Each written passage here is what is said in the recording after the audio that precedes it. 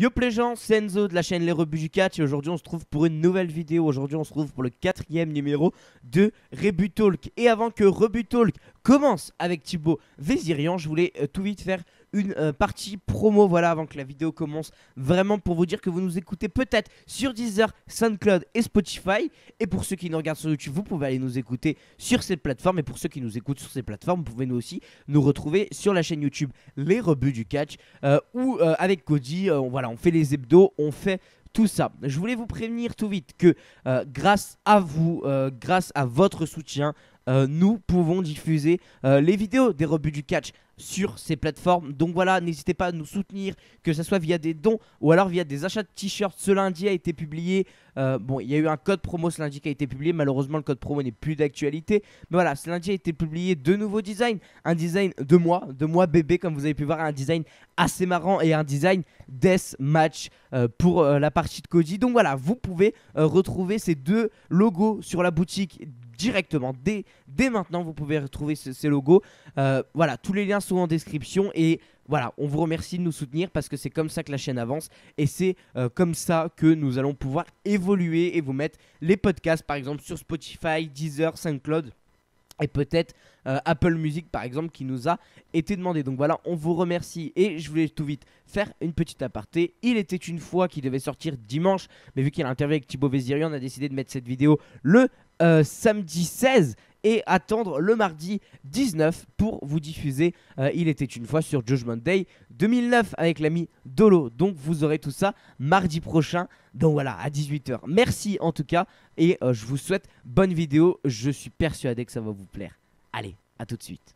Yo les gens, c'est Enzo de la chaîne Les Rebuts du Catch et aujourd'hui on se retrouve pour un nouvel épisode de Rebut Talk. C'est le 4e épisode de Rebut Talk et aujourd'hui je suis pas avec n'importe qui, je suis avec Thibaut Vézirian. Comment ça va Thibaut? Ça va, excellent. Merci beaucoup pour l'invitation. C'est vraiment cool. Ça fait plaisir. Et puis, 4e numéro, on va essayer de faire grimper ça, là. C'est cool. Merci beaucoup d'avoir accepté, ça me fait énormément plaisir. On avait eu Napoléon dans la 3e édition de Rebut Talk et du coup ouais, ça me fait énormément de plaisir de passer de Napoléon qui était déjà voilà, une super émission et qui a beaucoup plu à nos abonnés et passer à toi ça me fait encore plus plaisir. Alors pour ceux qui ne te connaissent pas, je te laisse te présenter tout vite.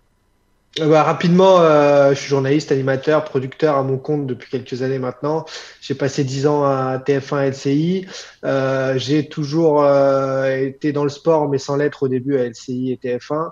Moi, j'ai énormément joué au foot et aimé le catch depuis le début des années 90 via Canal, via mon grand frère qui est ensuite devenu catcheur amateur, qui est parti aux États-Unis vivre à Atlanta et faire du catch aussi en même temps, tout en travaillant. Et du coup, j'ai toujours vécu foot, NBA, catch parmi mes passions. Et j'ai pu rejoindre ça en devenant journaliste, en me retrouvant, en me mettant à mon compte et en bossant pour C8, donc je fais à mon sport. J'ai pu faire passer quelques messages comme quoi le catch c'est intéressant pour aussi le grand public et du coup arriver à en parler même sur un plateau comme ça de grande écoute à 18 h sur une chaîne gratuite.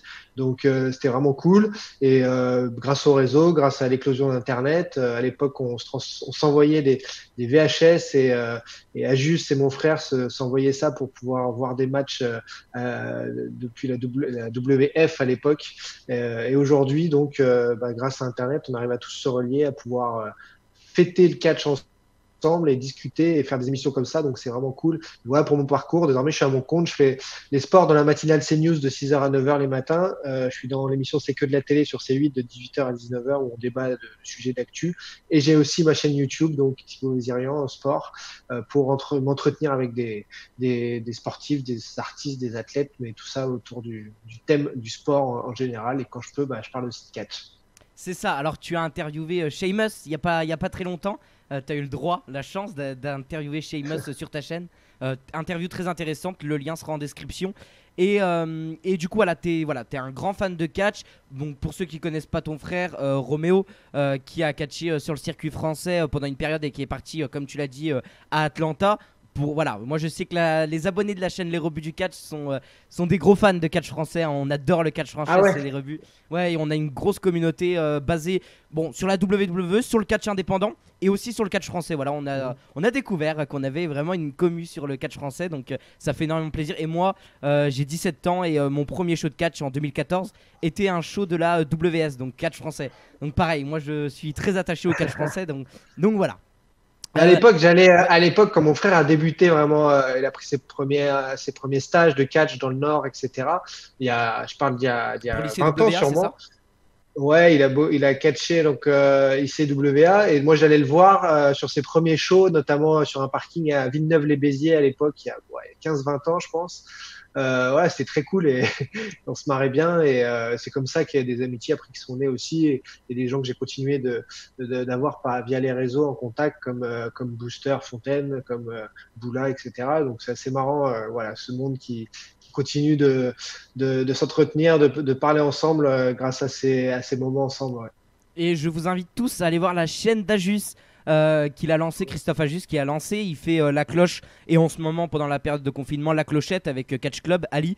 Je vous invite tous à aller voir. Il parle de l'ICWA très souvent et bien sûr de sa carrière de commentateur, mais aussi de l'ICWA. Et pour tous les fans de catch, c'est hyper intéressant. Il raconte des histoires sur les shows ICWA avec les guests et tout ça. C'est vraiment hyper intéressant. Donc je vous invite tous à aller voir tout ça. Donc voilà, comme je t'ai dit en off, on allait faire les pronos de Money in the Bank. Alors, Money in the Bank, là, l'interview sortira le samedi 16 mai, pardon, c'est ça. C'est samedi 16 mai, l'interview sort samedi 16 mai en première diffusion à 20h30 le soir. Et bon, Money in the Bank est passé, mais j'ai quand même voulu avoir ton avis sur Money in the Bank, tes pronostics sur Money in the Bank. Donc on va passer match par match et je vais te laisser donner ton avis sur les matchs. Voilà, on sait que la WWE est dans une période assez compliqué que beaucoup de fans critiquent et du coup voilà, j'aimerais bien voir ton avis actuellement sur le catch VVE actuel. Donc voilà, pour commencer, Donc, on ouais, va pouvoir sourire des pronos du coup vu qu'on aura déjà les résultats, mais avec c'est plaisir. ça, oui, c'est le petit concept, c'est on va pronostiquer un show qui est déjà passé pour vous, mais pas pour nous bien sûr, hein. Premier match, Fatal 4-Way Tag Team Match pour le titre SmackDown. New Day, les champions, affrontent Forgotten Son, les nouveaux venus de NXT, Lucha House Party, Lince Dorado et Gren Metallic, et Miz and Morrison, Dirty Cheat. Qu'est-ce que t'en penses de ce match et quel est ton pronostic? Moi, je m'attends à un truc sympa. Je m'attends voilà. Moi, je suis toujours très sur le reculoir face au show à huis clos et je peine un peu quand même pour ce moment, même s'il y a eu des trucs super, notamment scénarisés à WrestleMania qui m'ont plu, mais là, je peine un peu. Là, sur ce match par équipe, je pense qu'on du coup on aura du spectacle et mais je vois bien New Day continuer conserver leur ceinture. New Day pour toi, ok. Moi j'étais plus Ouais. sur une grosse surprise avec Lucha House Party que j'aimerais énormément parce que je sais pas si t'as suivi le catch indépendant et on en parlera après, il y a une question là-dessus. Mais moi j'aime beaucoup ce que Gren Metallic a fait en indépendant à la CMLL et du côté de la New Japan Pro Wrestling où ça a été un catcheur incroyable, des matchs avec Nakamura et Andrade Cien Almas au Mexique et au Japon qui sont exceptionnels. Donc voilà, moi je suis un gros fan de Gren Metallic, Lince Dorado un peu moins. Voilà, c'était pour ça, moi je voulais Est-ce j'aimerais que bien un petit push. je fais une petite digression, mais du coup, est-ce que toi, tu trouves que ces stars-là, qui dans la New Japan, des trucs comme ça, qui font des shows incroyables, qui font des combats magnifiques, mythiques, est-ce que tu trouves qu'ils sont bien utilisés à la WWE? Est-ce que tu trouves que tu les retrouves vraiment en tant que tels? Moi, j'ai toujours été un peu déçu. À chaque fois, je me suis dit, ah, c'est dommage, c'est des mythes ailleurs, c'est des légendes, ils sont incroyables. Et quand on les retrouve à la WWE, il manque un petit truc. Il y a quelque chose qui va pas. Là, j'ai plus d'exemples, mais même dans les années 2000-2010, c'est toujours arrivé, je trouve, sur des stars comme ça qui arrivaient où on se disait ça va être incroyable. Et puis finalement, la WWE les gâchait pas, mais il leur manquait l'étincelle qu'il y avait avant. Voilà. C'est ça, mais le vrai catcheur indépendant qui a réussi à la WWE, c'est Daniel Bryan. Autrement, Bien sûr, bien sûr. c'est vrai que, par exemple, moi je prends l'exemple de Nakamura. Moi en fait, pour t'expliquer un peu, je fais New Japan, j'ai énormément de mal.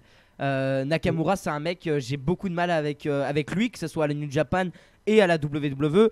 Maintenant, c'était une légende au Japon et ça, on peut pas le nier. T'as beaucoup de mal, c'est physique? Non, non, non, en fait, le catch japonais est un catch que j'ai du mal. C'est un catch qui monte Ah oui, ok. petit à petit et qui dure assez longtemps. Et je prends l'exemple de Ouais, je Kazuchika comprends. Ouais. Okada, que tu connais sûrement. Okada, ces matchs durent tous 30 minutes. Et il y a 15 minutes au début où je m'ennuie et j'arrive pas à rentrer dedans. Et bon, ça c'est aussi mon côté jeune où j'aime bien que ça aille directement tout vite. Donc voilà. Mais je trouve vraiment que il manque cette étincelle. Je prends El Generico, Sami Zayn, où pour moi, voilà, il a perdu tellement de ce qu'il était à ROH. Ou même Kevin Owens, qui reste une top star, c'est pas le Kevin Owens, le Kevin Steen qu'on avait en indépendant. Voilà, ils arrivent à construire quelque chose de correct du côté de NXT, mais du côté WWE, quand c'est le main roster, c'est très très compliqué. Et je te rejoins là-dessus. C'est vrai. Donc voilà. Continuons. Prochain match. Prépare-toi, ça fait mal. C'est Tamina qui affronte Bayley dans un match pour le titre SmackDown féminin. Moi, je suis honnête avec toi, c'est le match où je vais épicer. Donc, ben non, mais il en faut un dans une carte et je suis désolé, ça tombe sur elle là, ça tombe sur d'autres cartes d'après ou d'avant. Mais alors moi déjà, on l'a pas précisé en début d'émission, mais avec mon taf, mon emploi du temps, les autres sports que je suis, maintenant on va dire que je suis un fan de catch assidu, mais plus comme je l'étais dans les années 90-2000, et depuis 2010 on va dire que je suis une fois, 2 fois par semaine. Je regarde plus tous les shows et surtout plus entièrement, j'ai plus le temps. Donc quand ça me plaît pas et je passe quoi.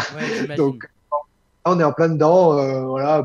Franchement je m'en fous de ce match, mais tant mieux hein, s'il y en a qui vont le suivre de A à Z, et tant mieux.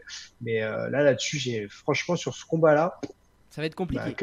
Franchement, compliqué à pronostiquer. Toi, tu vois quoi?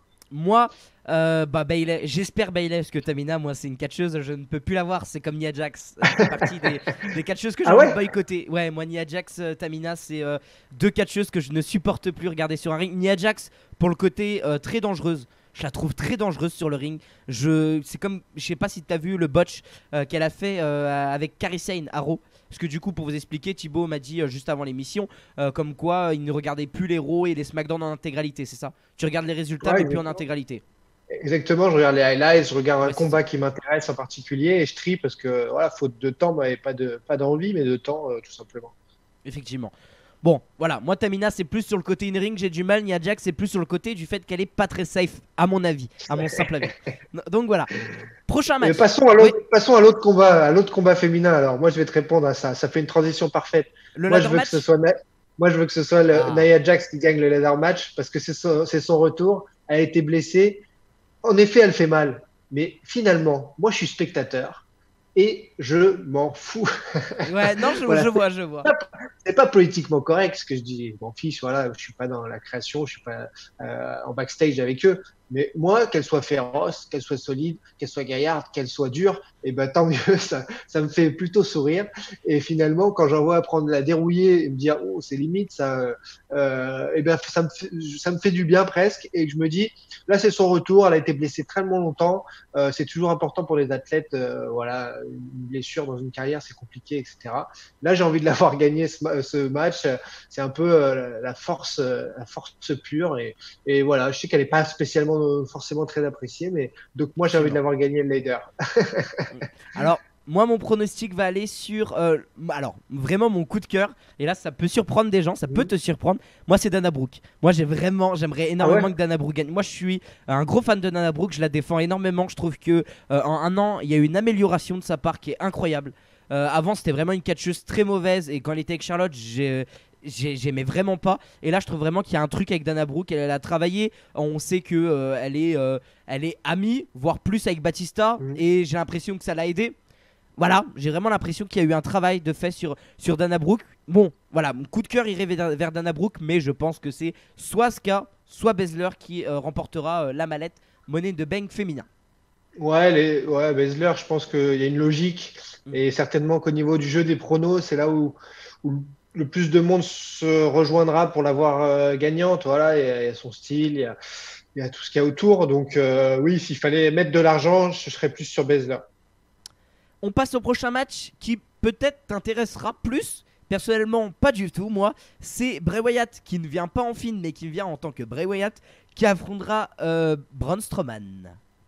pour le Ouais, titre. alors moi aussi j'adore Bray Wyatt, cet univers, cette folie familiale, ce second personnage, ou premier d'ailleurs, mais le principal, on ne sait plus lequel c'est, cette schizophrénie.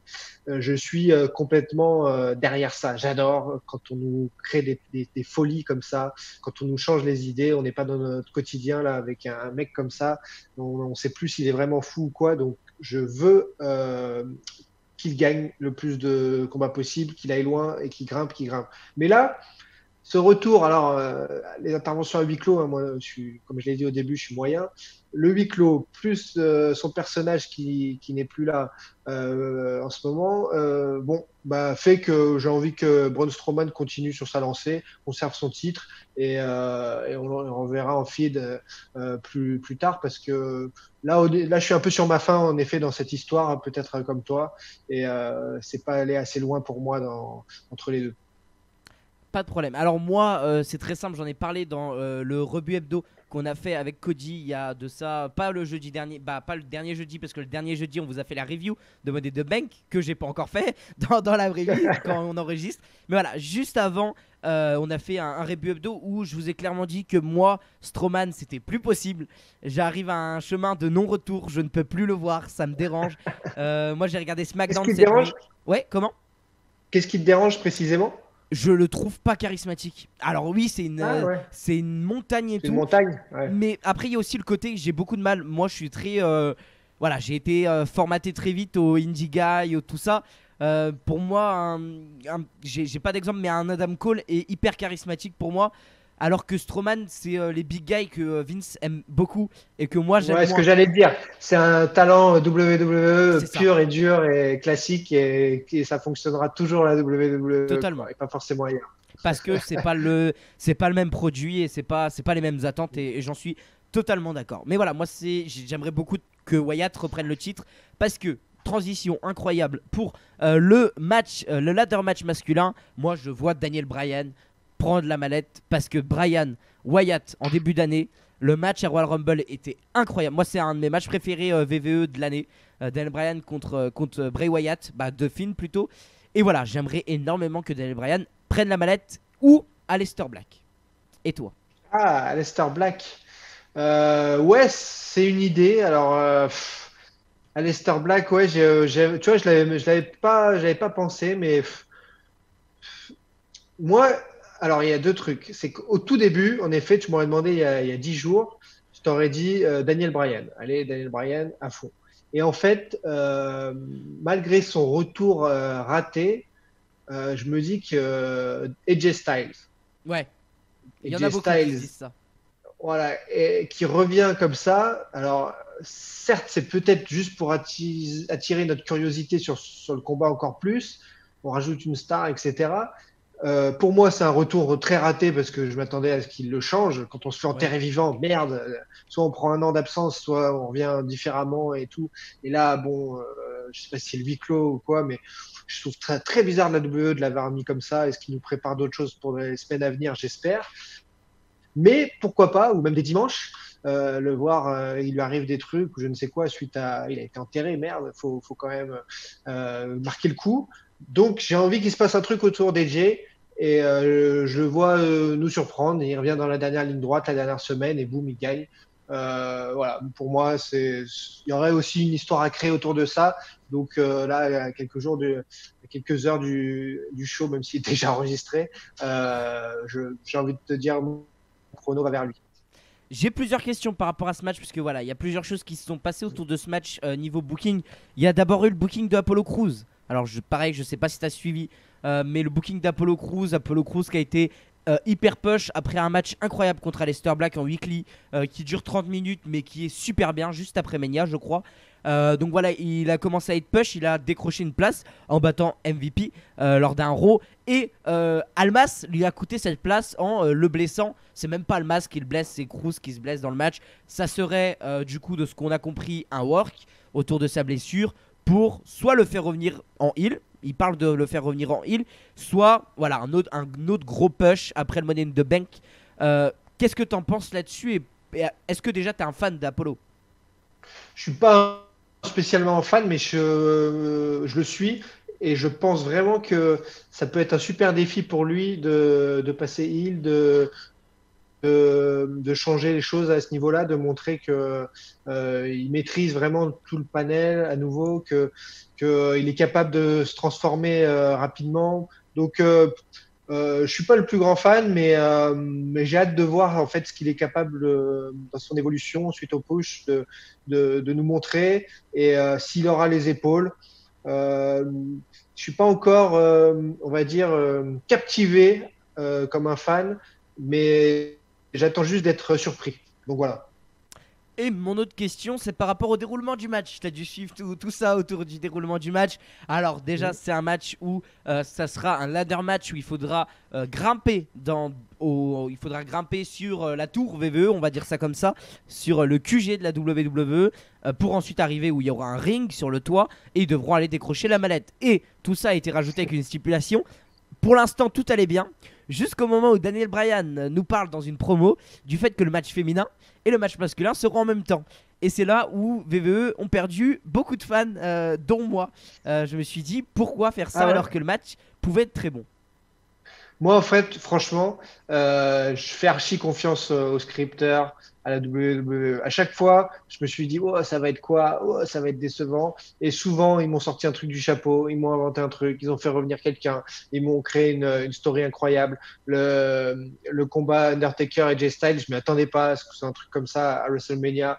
Ils se sont réinventés. Donc là, ils nous promettent ça. Juste déjà l'escalade, ça me Oui. plaît. Voilà, peut-être parce que c'est pas du pur catch, etc. Et que moi, je vais y trouver un divertissement autre qui va aussi stimuler au niveau du cerveau. Je vais me dire, waouh, mais ils sont fous, comment ils ont pensé à ça et tout, et la sécurité. Et puis en plus, j'ai cru comprendre dans les rumeurs je sais plus qui a sorti ça, c'était Becky Lynch dans une interview où elle a Oui, dit qu'il pour y aurait Vince, y ouais. avoir un bump énorme, un, un saut énorme au cours de ce show, donc c'est forcément là.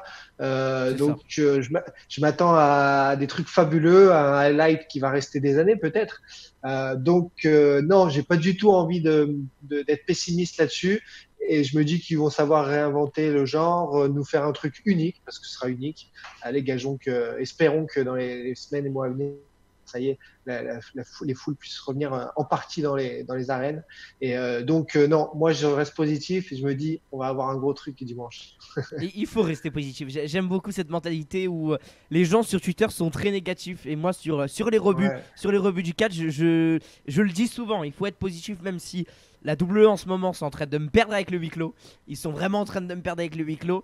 Mais voilà, j'aime bien rester toujours positif. Et à Ils sont en train de WrestleMania, te perdre. ouais, Ils sont en train ouais, de te perdre, mais en même temps, ils continuent de proposer du show, ils effectivement. triment. Et certes, c'est plus dur pour tout le monde, mais même juste par solidarité, moi je continue de suivre aussi parce que voilà, bah, ils ont le mérite d'essayer. On ne sait pas qui aura raison à la fin, mais chapeau à eux de maintenir le lien. Et donc voilà, après les gens sur Twitter souvent négatifs, c'est toujours plus facile et plus inspirant d'être négatif et de cracher Totalement. que de féliciter. Mais écoute, c'est une philosophie et puis faut le savoir quoi. Mais autant rester avec les gens positifs. Mais on tirera les conclusions après. Mais oui, oui, t'as raison. Soyons positifs là-dessus et on verra bien ce qui nous C'est attend ça. là. Et comme je vais reprendre les mots de Stéphane, le temple du catch sur Facebook, je lui fais un gros bisou qui est un ami à moi. Comme il le dit tout le temps, il a été là dans les plus mauvais moments de WWE quand ils ont fait les ratings les plus bas.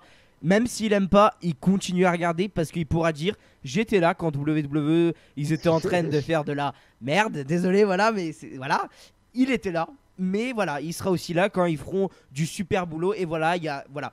Et moi je reviens sur Mais là-dessus aussi, c'est pas parce qu'il y a AEW maintenant qu'il faut forcément en faire une guerre. Donc voilà, j'ai adoré le produit AEW cette semaine, comme j'ai bien aimé NXT. Là, je vous parle de la semaine avant Money in the Bank du coup. Et voilà, on peut aimer les deux sans problème et il faut éviter de toujours faire des rivalités comme ça. C'est Et puis ridicule. moi je vais te dire un truc aussi, moi qui bosse en télé, les audiences égale bon show ou mauvaise audience égale mauvais show, pour moi Ça c'est veut rien faux. dire. et ça veut rien dire. Et tu vas tomber un jour où en effet il pleut, il fait beau, et ben c'est pas les mêmes audiences. Tu vas tomber un jour où il y a une forte concurrence sur un autre show unique, sur un truc hors catch qui va faire concurrence. Tu auras des ratings en baisse. Et c'est pareil pour tout le monde à la télé. Donc franchement, oui, il y a eu des périodes de bas, la WWE. On peut y mettre une corrélation avec quelques périodes voilà, où il y a eu des manques, mais faut pas tout foutre à la poubelle et surtout pas une baisse d'audience unique ou même sur un mois et pas forcément voilà, synonyme de moins bonne qualité de la création ou quoi. C'est aussi les aléas de ce jeu des audiences. Quand on sait aussi comment elles sont calculées, les audiences, mais c'est un autre débat, Ouais. faut mettre un bémol là-dessus. Mais voilà, pareil, ça c'est un point qu'on insiste énormément chez les rebuts sur le fait que aujourd'hui, surtout aujourd'hui, peut-être que dans les années 80, 90, 2000, les audiences voulaient plus dire quelque chose. Aujourd'hui, les audiences veulent clairement plus rien dire parce que WWE reste la fédération qui engrange le plus d'argent et pourtant ça fait 3-4 ans qui font les pires audiences de l'histoire. Donc voilà, c'est la preuve que ça ne veut Et, pas trop dire et, grand-chose. et pourtant, ils font depuis 3-4 ans, ils font certainement leurs audiences jamais vues sur W Network, sur, Effectivement. je veux dire, sur Internet. Donc, si ça se trouve, les courbes de revenus elles se chevauchent. Et en fait, ils sont bien mieux maintenant que quand ils faisaient des meilleures audiences télé. Donc, c'est pour ça que c'est vraiment des analyses. C'est comme les courbes scientifiques ou autres, enfin des graphiques, à prendre avec des pincettes et à analyser comme on veut parce que on peut tout leur faire dire. Et aujourd'hui, je suis pas sûr que la WWE se porte si mal que ça, quoi. C'est pas parce que les audiences sont un peu en baisse que ça va pas. Donc voilà. Effectivement. Et pour continuer sur WWE et le fait que les audiences baissent, il y en a beaucoup qui parlent que aussi on est dans une bon depuis allez moi je vais dire depuis voilà 2014 j'ai vraiment l'impression qu'on essaye de reformer la WWE avec une nouvelle génération parce que bien oui bien sûr il faut mettre les Triple H, les Batista, les Randy Orton, les Cena de côté et laisser place à la nouvelle génération Rollins, Reigns, bon il y avait Dean Ambrose qui est maintenant parti. Ma question est que penses-tu de la nouvelle génération WWE? Ben moi, très clairement, j'ai 35 piges, mais je suis fond. Tu vois, ce matin, je me suis regardé les trois quarts du Royal Rumble 2000. Parce que je me Ah oui. souvenais plus trop de la victoire de The Rock contre le Big Show, etc. Et le fameux Cactus Jack contre Triple H, incroyable et tout. Et j'ai adoré, moi, cette période où bon, il y a de la violence, du sang, etc. Mais ça me rappelle des choses. Donc, en effet, moi, quand on me fait faire revenir pour la 200e fois Undertaker, quand j'aperçois même juste en coulisses Shawn Michaels ou que je vois The Rock faire un coucou, j'adore et je suis Oui. fou. Donc je pense que la WWE essaye de maintenir ce lien avec des gens comme moi, qui, s'il y avait eu un renouvellement total, finalement, serait peut-être balayé par la vitesse du renouvellement, etc. Donc moi, j'aime bien, je fais partie de ceux qui aiment bien Roman Reigns, qui aiment bien, enfin plein d'autres, ou même Randy Orton, etc., qui arrive encore avant, mais qui continue de performer. Mais ce que je veux dire, c'est que j'aurais pu ne pas m'accrocher à la nouvelle génération, comme tu dis. J'aurais pu me dire, voilà, c'est un peu trop soft, l'avènement de certaines choses ne me convient pas. Là, mine de rien, le lien qu'il crée, Triple H qui est toujours là, Shane McMahon qu'on a pu apercevoir ces dernières années. Tout. Donc, ça me permet, moi, d'être toujours dans ma WWE. Et c'est sûr que ça freine forcément quelques jeunes pour monter au plus haut niveau. Et voilà, c'est embêtant. Mais moi, j'ai connu voilà, la, le Wolfpack, j'ai connu la Oui. NWO, la création, j'ai connu la WCW, j'ai connu Eric Bischoff, j'ai connu bon, tous ces vieux-là, donc j'ai connu ces premiers mélanges entre grandes fédés, voilà. Donc le CW qui était complètement à part et qui se fait manger par la WWE. Donc tout ça, je veux dire, je suis content que le lien ne se perde pas en fait, carrément, et qu'on arrive à nous réintroduire quelques légendes du catch, légendes vivantes, et faire kiffer comme ça des gens plus âgés que vous, et voilà, pour séduire tout le monde. Et c'est très dur hein, de séduire tout le monde. Quand on Oui, veut c'est faire trop vrai. grand public, Effectivement. quand on veut faire trop grand public, on plaît plus du coup aux gens qui sont très pointus et qui veulent leur catch précis et leur catch. Donc, mais à la fois justement la WWE, c'est la fédération grand public par excellence. Et peut-être que si on veut des niches, des catchs différents, il faut aller les chercher ailleurs. Effectivement, et waouh, et super transition pour la prochaine question qui est est-ce que tu regardes d'autres fédérations ou dans le passé? Je sais du coup que tu n'as plus trop le temps avec ton métier actuel, mais est-ce que dans le passé tu regardais par exemple ROH, PWG, New Japan? Voilà, je te laisse t'exprimer Ouais, là-dessus. alors moi, c'est pas, je vais pas vous raconter de salade et tout, on est là entre nous et tout, et après chacun juge comme il veut. Le fan de catch que je suis, moi je suis sans prétention. Ce que je veux dire, c'est que en effet, depuis 10 piges, je suis plus trop de d'autres fédérations et je regarde des résultats, mais très très très peu de combats. Avant, en effet, 90 à 2010, j'ai énormément regardé tout ça. J'ai suivi. Alors, on n'avait pas autant de médias et autant de possibilités qu'aujourd'hui grâce au réseau pour regarder tout ça. Mais ce qui me venait donc à la vue, je le regardais, ROH compris, beaucoup de CW, toutes les légendes de l'ECW, Sabu, Rob Van Dam à l'époque et tout, moi m'ont un peu bercé. Taz, j'étais fan et quand je l'ai vu arriver avec le chiffre 13 WWE qui était peut-être WF à l'époque, je sais plus. J'étais complètement dingue, je kiffais Taz. Donc voilà, moi j'ai cette génération, j'ai ce autre et le backyard et tout. J'ai regardé les premières vidéos sur internet de gens qui faisaient du catch aussi dans leur jardin. Donc oui, j'aime ça, j'aime le catch qui est moins visible. Mais voilà, après là, en effet, depuis quelques années, beaucoup moins. Mais voilà, question pro. Mais à l'époque, ça me dérangeait pas du tout. Et au contraire, j'avais une curiosité, une vraie curiosité pour aller voir ce qui se passait ailleurs, les règles différentes ailleurs, le catch mexicain aussi. Parce que en fait, ce qui m'avait mis la puce à l'oreille à l'époque, et je pars loin là, mais quand on a vu arriver plusieurs catcheurs mexicains, même les combats de nains à l'époque, qui maintenant choqueraient certainement beaucoup plus certains. Du coup, moins intéressé au catch mexicain, je me suis intéressé à d'où venaient ces catcheurs et voilà. Mais non, aujourd'hui, c'est beaucoup moins le cas et je suis pas du tout, je suis pas assez calé pour en parler.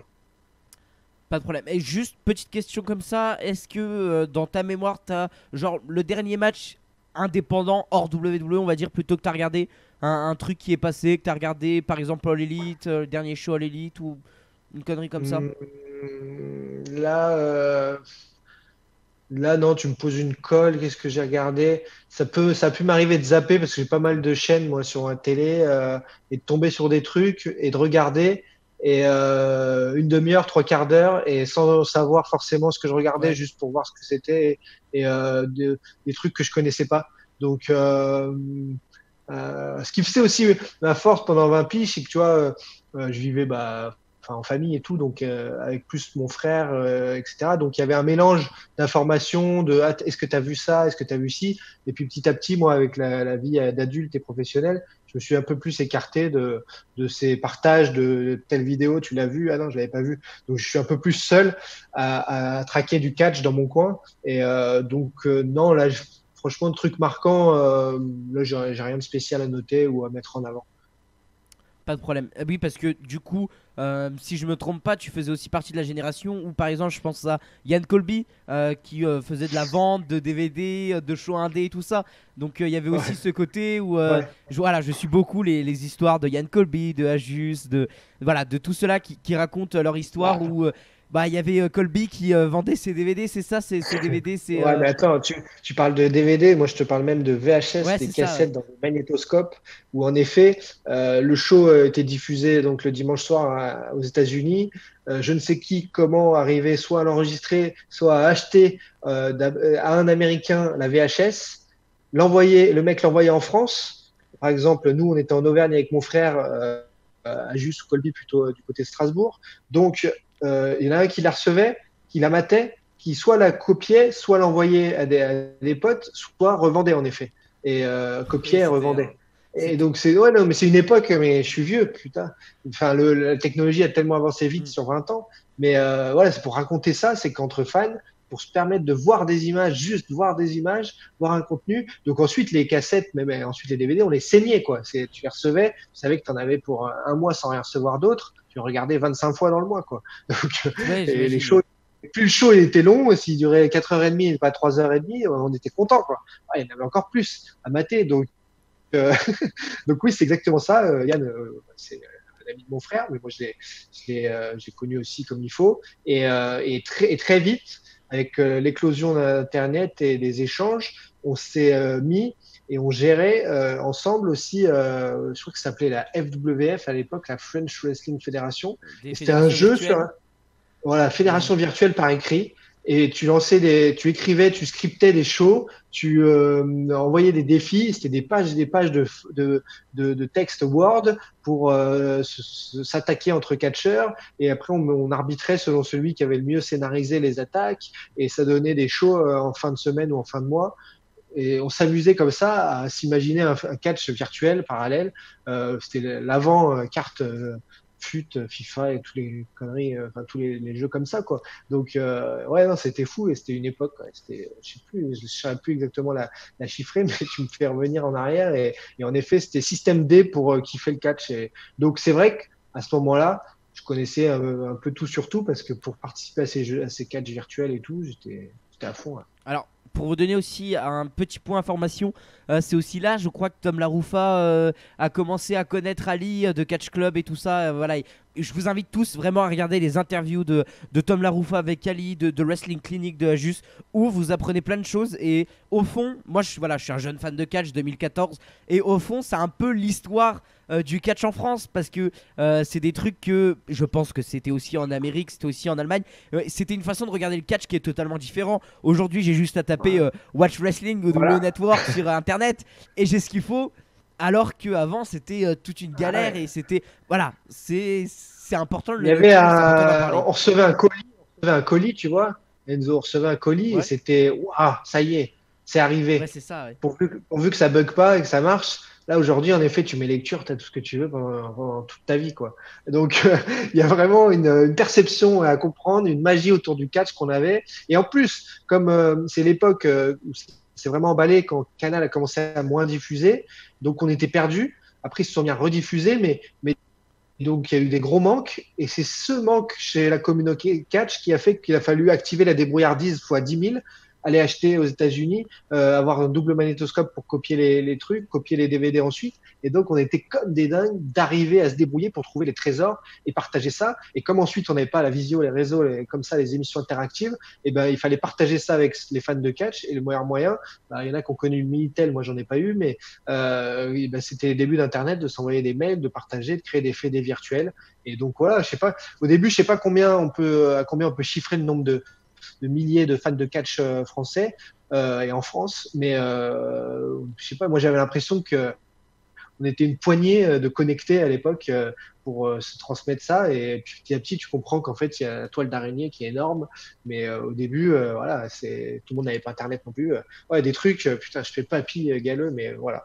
C'est ça, il y a aussi, je vais encore faire un coucou à quelqu'un, un coucou à Willy Catch qui tenait le site Willy Fest. Alors je veux pas dire de bêtises, mais il a un site qui est toujours d'actualité. C'est Willy Wrestling Fest, un truc comme ça où voilà, c'est un fan français qui est là sur internet depuis des années et qui écrit encore, je crois, sur des shows. Il a écrit sur des vieux shows et c'est un site internet, c'est une bible du catch, le site. Tu vas dessus, tu trouves tout, c'est super. Donc je vous invite C'est cool. vraiment, Chapeau c'est à lui, hyper ça c'est intéressant. cool.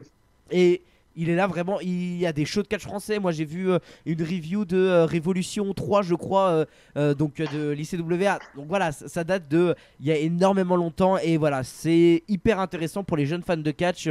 Comme je vous ai dit, moi je suis fan de catch depuis 2014. Et c'est très très important de se mettre à jour, de savoir ce qui s'est passé avant et pas seulement prendre ce qui arrive parce que l'histoire du catch est belle, que ce soit les Et catch du, et, et français et du tout coup, ça. toi, c'est quoi ta première émotion et ce qui t'a fait venir au catch? Alors moi au tout début c'est voilà un show de WS que mon père m'a emmené qui était chez moi Théon-les-Vosges hein, pour ceux qui connaissent l'AVS ils ont été très souvent la LNC maintenant ils vont c'est des fédérations de l'Est et voilà mon père m'a emmené et j'avais quel âge j'avais 11 ans je crois 10 11 ans voilà je suis tombé fan j'ai regardé sur internet et voilà moi mon premier gros souvenir c'est la rivalité Triple H Daniel Bryan qui est une réalité que j'adore donc voilà. Super. Excellent. Ok, Mais voilà, ok. mais directement, pour donner un peu plus d'informations, et comme ça, les abonnés vu que je suis un peu nouveau, je suis nouveau depuis quand même 6 mois sur la chaîne Les Rebuts du Catch, mais comme ça, je donne un peu d'informations. J'ai commencé une chaîne YouTube en 2015. Et à partir de là, vraiment à partir de 2015, j'ai commencé à me renseigner sur ce qu'il y avait avant. Voilà, plein de coffrets, les coffrets que Ajus et Chéro commentaient en français, les documentaires sur les catcheurs qui sont hyper intéressants, dont un sur Mankind qui est incroyable, que je vous invite à voir si vous l'avez pas vu. Voilà, tout ça, et on se documente, et fin de compte, bah, on apprend plein de choses, et c'est hyper passionnant. Donc voilà. Alors, j'ai d'autres questions là un peu plus sur le catch français. Voilà, tu m'as dit, tu as accompagné des fois Roméo sur des shows de catch français. Alors là, pareil, si tu ne sais pas, c'est pas grave. Mais est-ce que tu as un souvenir dans le catch français qui te revient, un guest que tu as vu, un show qui t'a marqué, un match qui t'a marqué, ou voilà, je sais que par exemple Brian Danielson est déjà venu à l'ICWA, peut-être que tu étais sur le show là, est-ce que ça t'a marqué? Voilà, est-ce que quelque chose t'a marqué dans le catch français, et si oui, quoi? Non, moi comme j'ai beaucoup suivi mon frère, en effet, j'étais marqué par exemple d'un show à Rouen où c'était la salle de basket, je crois, et elle était de souvenirs moitié pleine, donc c'était peut-être 2000 personnes ou quelque chose comme ça, ou 3000. C'était assez impressionnant de voir une salle comme ça remplie de fans, même ceux que j'avais amenés, parce qu'on avait été nombreux à suivre mon frère à Rouen, et ils étaient sur le cul en disant ah ouais, ça c'est un show de catch indépendant, waouh, français, on pensait pas que c'était à ce point-là, ferveur. Donc ça, c'est la fierté que j'ai. Je sais que je peux emmener n'importe qui au catch, ça fera tilt, ça surprendra, mais ça plaira. Et au final, c'est juste de la méconnaissance chez les gens qui n'aiment pas, parce qu'au final, tout le monde il passe vraiment un super moment. Après, moi, en choses qui m'ont marqué, euh, comment dire, je réfléchis vraiment, mais moi, j'ai toujours kiffé. Je sais pas s'il catch encore le Hooligan Beef. Ouais, Le, Bif, ouais. il était à l'époque en mode hooligan du PSG, je crois, ou C'est ça c'était son avec Abyss, personnage. Big Abyss, je crois, Ouais, qu'ils étaient en ouais, équipe, ouais, ouais. ouais. Et donc j'ai vu certainement ses débuts, et donc moi qui étais très foot aussi, je me suis dit oh, on mélange les deux univers, c'est top. Et puis du coup, quand tu te balades en dehors de Paris, et les trois quarts 90% des shows indépendants sont ailleurs en plus, donc il se fait forcément huer partout, donc super. Je me suis dit ah, super angle, super idée. Moi, mon frère avait créé donc les années 2000 le personnage de Roméo, mais Roméo boyfriend of Paris Hilton. Ouais. Et donc, il arrivait sur la musique de Paris Hilton. Paris Hilton, il faut savoir que les années 2000-2010, c'était la star mondiale. Elle sortait de nulle part. C'était la première télé-réalité avant la télé-réalité. Enfin, c'était vraiment une folie, cette fille. Et donc, juste le fait qu'il arrive, qu'il se présente comme ça, tous les Français huaient, et j'avais trouvé aussi fort dans la capacité à créer du local et à pouvoir faire réagir énormément en faisant un lien quand même avec d'autres choses, là le PSG ou Paris Hilton, etc. Donc non, après moi je me suis toujours bien entendu avec tout le monde. Booster, toujours excellent, je l'ai même fait intervenir sur LCI. Quand j'ai pu parler de catch le plus régulièrement possible à l'époque où j'étais sur LCI, la chaîne info. Et puis non, ça m'a toujours plu de voir l'évolution de Christophe aussi, que je voyais sur les shows comme ça de 2000-2005 sur des parkings de supermarchés à la cool, et voilà jusqu'à la carrière qu'il a aujourd'hui. Donc c'est vraiment top. Mais de grands noms qui j'ai pu croiser ou que mon frère a croisé. Euh, D'autres noms. Je sais plus avec qui il avait catché une fois, je sais plus si c'était en France ou en Allemagne, et j'étais assez fier de lui. Je sais pas si c'était Al Snow ou quelqu'un, c'est possible, ou quelqu'un comme ça. Et je m'étais dit, ah, c'est chouette que même à ce niveau-là, amateur, semi-amateur, semi-pro, comme vous voulez, on puisse côtoyer des vraies légendes ou des choses comme ça. Je sais plus si c'est Raven ou Al Snow ou quelqu'un comme Raven ça. était venu à l'ICWA. Ça, Ah, ouais, bah il c'est était venu peut-être à Raven Revo. alors. Et C'est peut-être bon, Raven. Raven, Doug Williams et tout cela, quoi. Voilà, c'est tous des catcheurs Après, qui j'ai sont venus. Après, j'ai pas d'anecdote sur leur mentalité Bah, d'un les show comme backstage. ça, ou s'ils venaient juste prendre. ouais, s'il venait prendre l'oseille ou quoi. Mais je me souviens que non, à chaque fois que mon frère m'a parlé de ses rendez-vous comme ça avec des ex-gloires ou des gloires, parce que même lui, il catch surtout en Géorgie, à Atlanta, mais il a croisé aussi quelques ex-stars ou, voilà, qui catchent ailleurs. Et c'est toujours des bons moments pour lui. Ouais. C'est ça, et ça doit faire énormément plaisir de voir son frère autant réussir et de voir aussi des amis que du coup tu as côtoyé. Bon, pareil, on reparle encore d'eux, mais de Colby, de tout cela que tu as vu côtoyer, qui sont devenus des catcheurs. Colby qui a fait Yann Colby Party, je crois que c'était. Donc voilà, Ouais. ça doit être, tu dois être content, très content de voir l'évolution. Mais ce qui est marrant, c'est que surtout, et ça c'est un peu une histoire, une expérience de vie, et c'est top, c'est que dès le départ, les fans de catch en France, c'est des gens soi-disant bizarres pour le grand public. Mm. Qu'est-ce qu'ils font? On ne sait pas si c'est du sport, du spectacle. Ah, mais c'est du sport-spectacle, mais ça existe. En France, ça a toujours été le problème de compréhension et ça m'a toujours fait marrer. Mais du coup, c'est surtout que tout comme moi, quand j'étais petit, je disais, ouais, je veux être footballeur ou journaliste. On me disait, ah, bah, il va falloir trouver une troisième option. Et puis finalement, bah, je suis journaliste. J'ai quand même pas mal joué au foot et je traite de domaine sportif, donc bah, j'ai réussi malgré ce qu'on me disait au début. Et, et, euh, et là, c'est un peu pareil. Colby, mon frère, on leur a jamais dit tu monteras sur un ring. Au contraire, on leur a toujours dit c'est impossible. Tu dois faire 2 mètres, peser 120 kilos pour faire du catch. Donc on t'a toujours dit ça, alors que c'est complètement idiot, mais c'est pas grave. Et donc eux, avec la force mentale, la force physique, avec du travail énormément parce qu'il en faut, et de la débrouillardise, ils ont réussi. Ils performent dans leur passion. Leur chemin s'est parfois éloigné pour y revenir, etc. Donc c'est génial en effet comme leçon de vie, quoi. Et pareil, Christophe, il savait peut-être pas quoi faire de sa vie. Je vais aller dans le catch. Ils fonce, il tape aux portes, elles s'ouvrent et il y va. Donc voilà. Et si c'était pas cette porte-là qui s'était ouverte, il aurait trouvé une autre porte. Et aujourd'hui, bah, il ouvre même une chaîne YouTube. Donc chapeau à lui. Et c'est voilà des exemples pour tout le monde. Il n'y a pas que ce qui brille aussi WE, il y a d'autres chemins possibles. Je l'ai connu, mais plus tard, il était venu quelques fois, même on l'avait hébergé quand lui, l'homme du Sud, quand nous, on était en coloc avec mon frère à Paris. Et donc, je l'ai connu comme ça pour 2, 3 soirées, 2, 3 événements. J'ai toujours trouvé bon et charismatique, j'ai toujours suivi. Quand je lui envoie quelques messages, il me répond. Et donc, ça me fait penser, pourquoi pas un jour, je le ferai parler de tout ça aussi sur ma chaîne YouTube. Ça me fera plaisir. Ouais. C'est ça, moi j'ai trouvé ça un peu dingue ces derniers temps. Bah, il y a Wrestling Clinic qui est arrivé sur YouTube, il y a Ajus qui est arrivé avec Kali et qu'ils ont discuté de ça. Il y a Tom Laroufa qui aussi est parti sur sa chaîne YouTube, où avant il parlait avec French Wrestling Beast sur sa chaîne en faisant des interviews, où ils avaient ramené Marc Mercier, donc vraiment au niveau culture catch français on était à fond. Et voilà, Tom Laroufa s'est retrouvé à faire une chaîne YouTube où il a aussi parlé de catch. Donc voilà, c'est vraiment hyper intéressant. Et alors juste question hyper personnelle, parce que comme je te l'ai dit, je suis un gros fan du catch français actuel. Est-ce que tu suis quelques talents du catch français actuel ou quelques fédérations de loin? Je parle par exemple de APC, West Catch qui sont en train d'exploser, et en catcheur Aigle Blanc, Senza Volto, Tristan Archer. Est-ce que tu suis ou vraiment de très très loin, et ou carrément t'en as jamais entendu parler? Non, alors j'ai même pas entendu parler de tous les noms que tu me dis.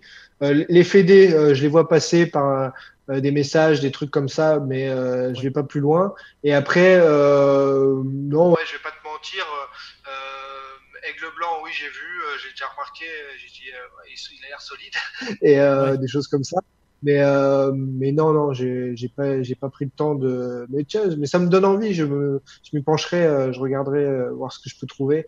Et mais en effet, non, non, là j'ai malheureusement pas de message pour eux à envoyer, mais tu vois, juste d'en parler et d'avoir là comme ça cet entretien avec toi pour en discuter, je me dis que ça peut être marrant, ouais, de me repencher là-dessus et d'en discuter. Et puis tant qu'on y est, ça me donne envie aussi. Je ferai un live sur ma chaîne YouTube parce que je fais beaucoup de live maintenant et je ferai un live où je réunirai Philippe Chiraud que je connais, Christophe Ajus, mon frère depuis les États-Unis, peut-être même Tom s'il est dispo. Et on fera une vieille discussion comme ça de vieux de la vieille, même Yann Colby. Et comme ça, tu pourras y trouver ton compte, je pense, dans cette Ah oui, discussion. je pense.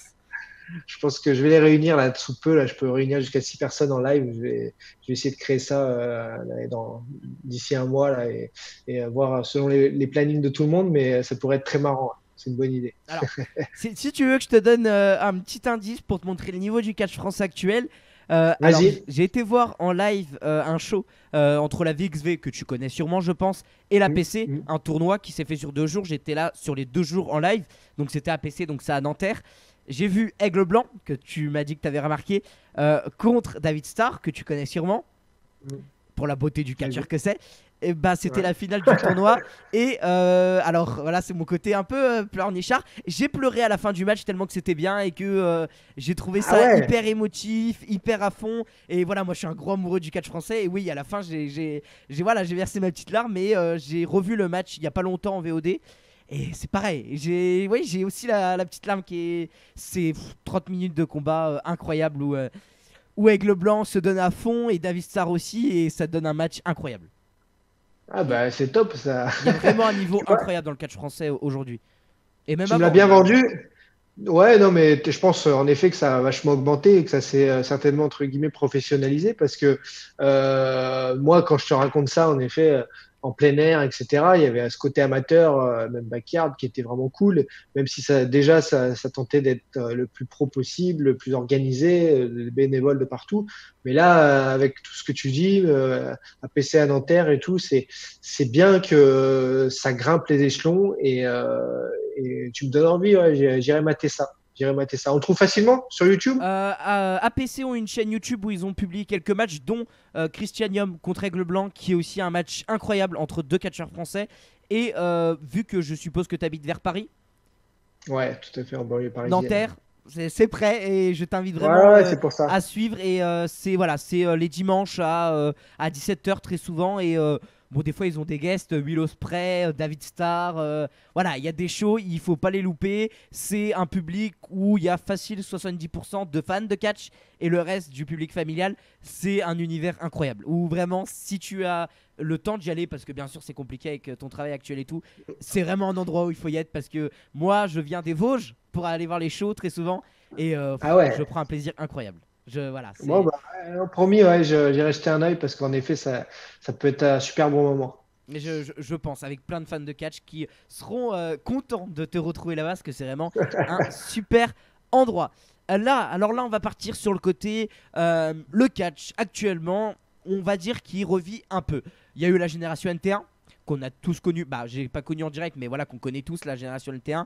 Là, Raw, SmackDown, NXT se retrouvent sur l'équipe 21, ce qui fait aussi un gros boom.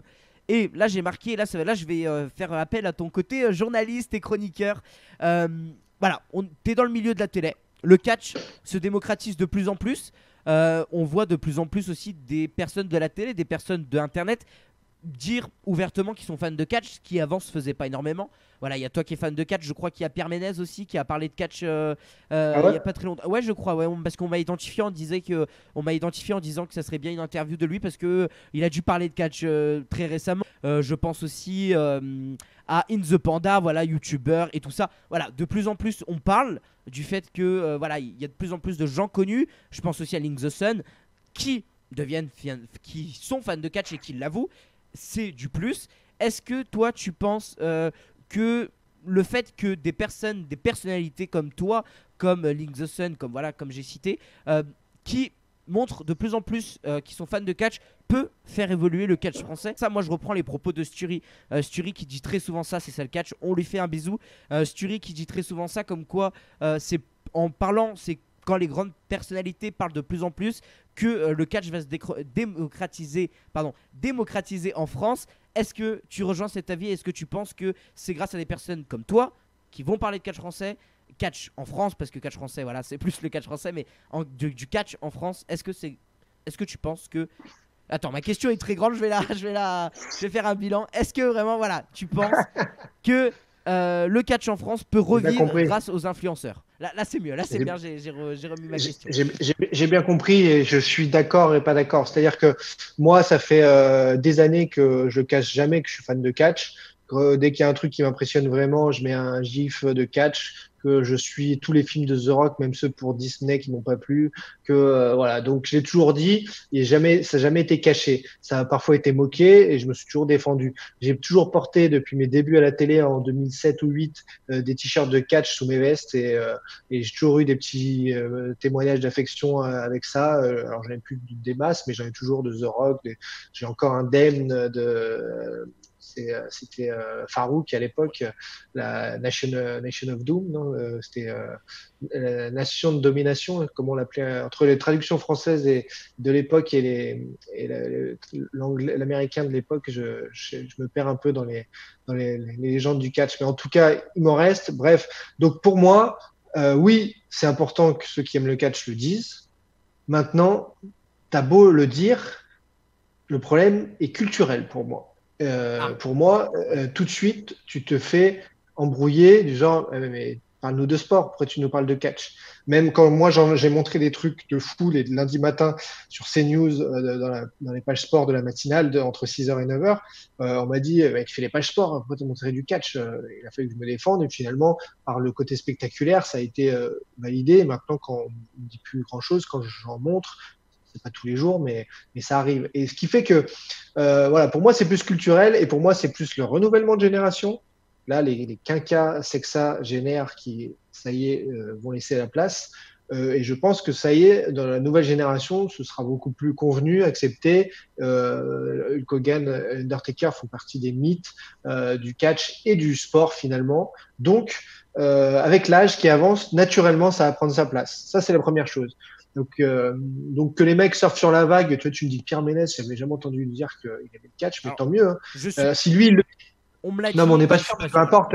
Ce que je veux dire, c'est que si tout d'un coup, il y a des mecs de 40, 50 piges qui hop, sortent du chapeau le fait ah, j'aime le catch parce que ça y est, c'est sur l'équipe et c'est un peu partout. Bon, voilà, c'est cool, tant mieux pour eux. Mais voilà, ils surfent un peu sur la vague. Oui. Moi, ce que j'aime, c'est ceux qui aiment vraiment ou qui, moi, je suis honnête, en effet, je le suis un peu moins, mais je continue de suivre ça. Chacun a son niveau et je mets pas de niveau entre fans de catch. Ce que je veux dire par là, c'est que, oui, c'est bien, il faut que les influenceurs le disent, mais pour moi, c'est une vraie plutôt logique économique. Et comme il y a eu une explosion sur 15 ans du nombre de médias, que tout le monde est devenu son propre média. Aujourd'hui, toi, moi, on diffuse YouTube, Instagram, etc. On est notre propre canal de diffusion que les chaînes doivent s'en sortir. Donc les chaînes de télé qui ont des coûts fixes, des CDI, des employés, etc., ont des problèmes d'argent. La pub, elle baisse en termes de prix parce que la pub, elle se diversifie, elle va partout sur tous les médias. Donc les chaînes, pour vivre et survivre, qu'est-ce qu'elles font? Elles essaient d'être malines, diffuser des choses qui vont faire une bonne audience pour un moindre coût. Qu'est-ce que tu prends? La pétanque, le catch. Voilà, tu vas pas chercher le foot parce que, comme l'a fait RMC et SFR, tu peux pas aller te payer la Ligue des Champions pour 30 000 ou, 100, ou même 300 000 téléspectateurs. C'est pas rentable. Oui. Donc, l'équipe essaye d'être une chaîne maligne qui va chercher ses contenus et qui s'est dit, ah, là, il y a un truc à faire. Et bingo, l'audience est là. Voilà. Alors moi, après, par rapport à ce que tu dis, j'invite surtout les gens, s'ils veulent voir leur catch, s'ils veulent profiter de leur sport en France et le voir prospérer et le voir un peu plus, et ben, se mettre dans la télé. Parce qu'en effet, pour moi, la première vitrine, c'est bien les influenceurs, c'est bien les réseaux, mais ce sera la télé encore pendant un petit moment. Et, Oui. mais même si les nouvelles générations regardent moins la télé, c'est mine de rien au niveau de l'image globale, hein, je parle, important d'être à la télé. Donc, si le catch est à la télé, en France, c'est très important. Donc, que la chaîne L'équipe diffuse autant de contenu, c'est vraiment super. Et c'est là le premier truc pour dire, quand les gens zappent et n'ont rien à la télé, ils disent, ah, bah, il y a du catch, ah, il y a encore du catch. Ouais, le catch, il est là en France. Et certes, les tweets, ça fait bouger les choses, mais pour moi, Twitter reste un microcosme sur lequel les médias ont donné beaucoup d'importance ces dernières années. Moi, sur LCI, je l'ai suivi depuis son arrivée à Twitter, les années 2007, 8, 9, 10. Là, et dans les médias, quand je voulais parler de Twitter, on me disait, oh, mais on s'en fout, c'est quoi ce truc, c'est mal fait, il y a que du texte, etc. Et depuis 2015 à peu près, tout d'un coup, Twitter, ils ont donné l'inverse. Ils ont donné une surimportance, je trouve, à Twitter. Donc, c'est cool, en effet, ces choses-là, mais tout le travail, il est varié, il est vraiment diversifié à faire sur le catch. Ça part de YouTube, ça part de la télé, voilà, même dans la rue, enfin où vous voulez. Mais voilà, je pense que c'est bien que tout le monde en parle et il a raison de dire ça, hein, sorry, mais pour moi, le nerf de la guerre en France de la vraie visibilité du catch, c'est la télé. Et donc aujourd'hui, on est dans un système économique qui fait que le catch est sur le bon ratio audience-coût, certainement par rapport au coût des droits télé qui sont en vente. Et c'est ça qui me fait dire que c'est important que les chaînes marchent bien autour du catch et que juste fassent de bonnes audiences. Et voilà pourquoi je pense ça. Mais sans perdre de vue que moi je continuerai et qu'il faut continuer les influenceurs et qui veut de parler du catch, bien sûr. C'est ça. Et Ça, on vit un peu dans une période aujourd'hui où les influenceurs jouent beaucoup, que ça soit pas forcément dans le catch, mais je prends l'exemple des plus grosses chaînes YouTube qui existent.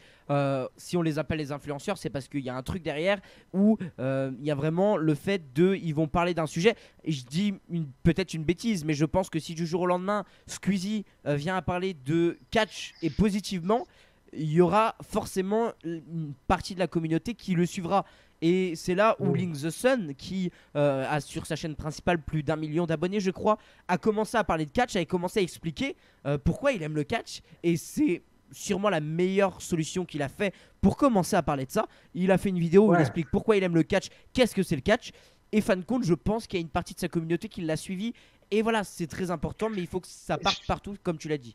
Ouais, t'as raison, je pense que c'est une bonne alternative. En effet, quand tu parles des influenceurs, je pensais à d'autres personnalités, mais bien sûr que quelqu'un qui a des pages aussi influentes que Squeezie ou autre, si ce n'est pas du catch, ça va faire des émules. Il y a des gens qui les idolâtrent, qui vont dire ah ouais, moi je veux faire comme lui, bah lui il regarde du catch, je vais regarder du catch. Mais c'est clair que ça peut ramener du monde au catch, et là, tu as tout à fait raison. Mais c'est comme si je te disais, tu vois, par rapport à ma génération, que le 20h de TF1 faisait une ligne 30 secondes de résumé du show de catch tous les dimanches ou tous les mardis, peu importe. Et bah, du coup, en effet, les 6 millions de téléspectateurs tous les soirs, une fois par semaine, diraient ah bah là, il y a le résumé du catch, c'est comme si c'était un sport Normal, quoi. normal pour la France. Donc voilà, c'est ça. Donc là, en fait, le fait que Squeezie et d'autres personnes aussi influentes puissent en parler, ça normalise le catch et ça arrête de faire du catch en France comme quelque chose d'un peu ovni.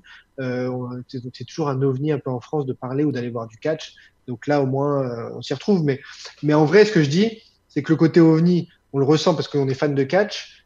Mais mine de rien, quand on parle dans la rue, moi j'aime le catch, tu as beaucoup de gens qui vont te dire bah oui, mais moi aussi. Ah, mais oui, mais moi je connais. Il y a toujours quelqu'un quand même qui a une référence catch à son niveau, échelle plus ou moins haute. Mais voilà, mine de rien, le catch est pas si peu visible ou pas si peu mis en lumière que ça. Il y a quand même du monde qui aime le catch et c'est peut-être en effet juste un petit souci de mise en lumière médiatique. Ouais, en effet, si on parlait plus des shows de catch, même dans les journaux locaux, pour dire ça arrive, ça va être impressionnant, ça va être spectaculaire. Si c'était mieux vendu, peut-être que aussi les fédés indépendantes rempliraient encore un peu plus, même si c'est déjà beaucoup, et le show sera encore plus populaire. Ça, c'est une vraie question de plan de communication. Et c'est là, si je rejoins Vince McMahon, c'est là où il a monté un empire fou parce que il a su vendre son truc, il a su vendre son sport. Et quand on le critique sur certaines choses, c'est pas un surhomme et il n'est pas parfait. Mais quand on le critique sur certaines choses, bah, c'est aussi qu'il a tenté des choses, qu'il a pu se tromper pour essayer de vendre son produit, peut-être trop, peut-être pas assez spécifique, peut-être ceci, peut-être cela, peut-être trop grand public. Mais il y a une volonté de mettre en avant le catch, quoi. Donc, C'est ça. c'est ça. Et quand on parle de Vince McMahon, on n'oublie pas que pour le premier WrestleMania, il a mis toutes ses économies, hein. Si ça marchait pas, on n'aurait pas. Et moi, voilà, ça c'est pareil, ça c'est un truc, un message que Qui ferait j'essaie de faire ça? passer.